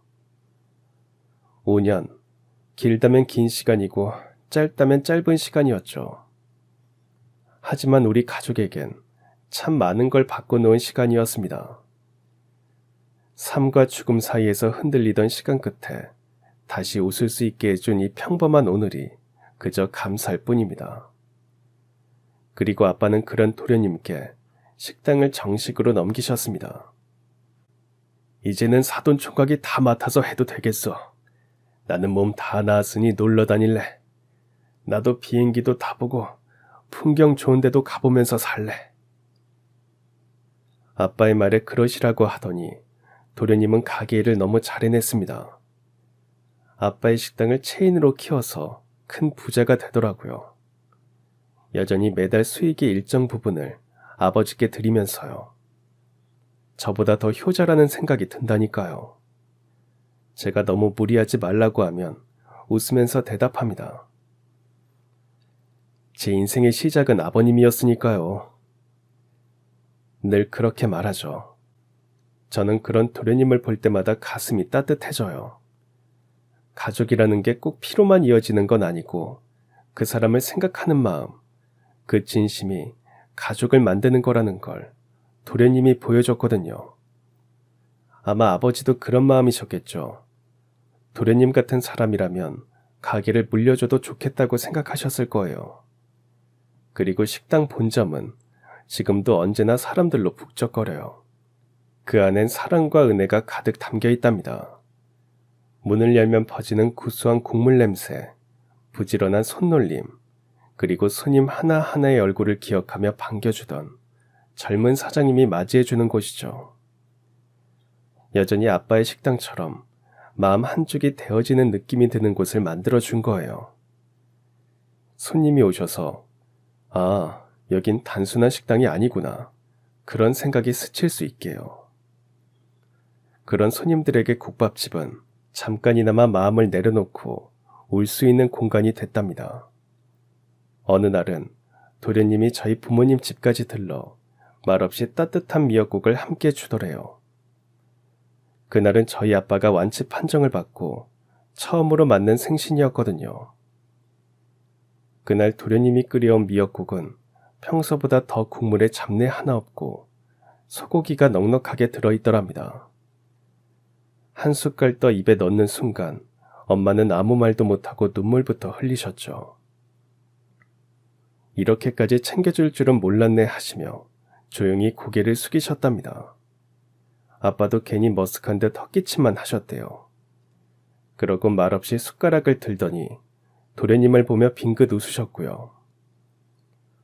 다들 말없이 국물만 떠먹으며 마음 한구석이 따뜻해지더라고 하시더군요. 그 자리는 웃음 대신 고요한 감사로 가득 찼고요. 식사가 끝나갈 쯤 도련님이 조심스럽게 봉투 하나를 내미시더래요. 이건 제 마음입니다. 아버님, 어머님, 이제는 제가 다 해드릴게요. 봉투 안엔 여행사 예약서와 함께 두 분 이름이 적힌 건강검진 예약증이 들어있었답니다. 이제는 저도 자식 노릇 해보고 싶어요. 그러니까 부모님도 이젠 자식한테 기대셔도 돼요. 그 순간 아빠는 더 이상 참지 못하고 눈시울을 붉히셨다고 하더라고요.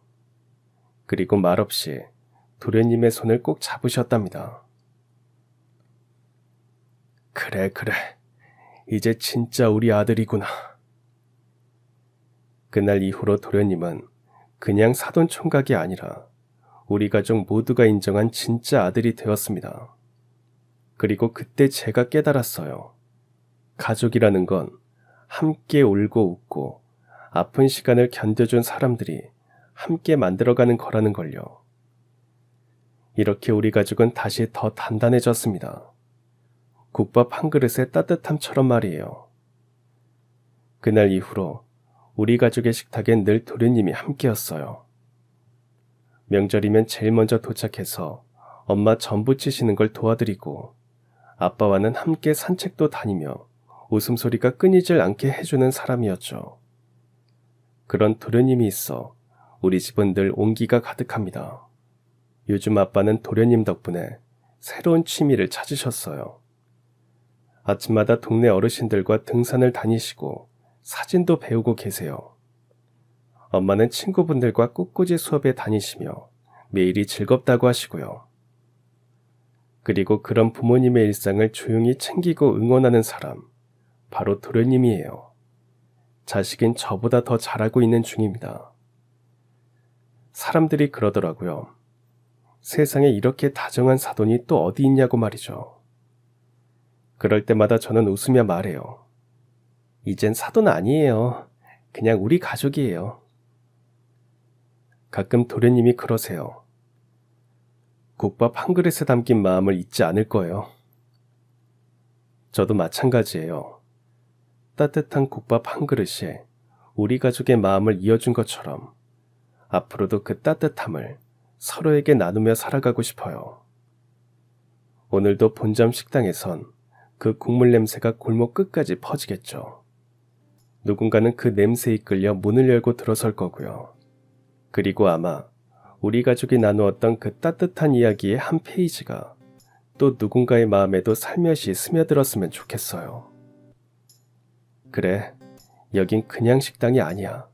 누군가의 마음이 담긴 곳이야.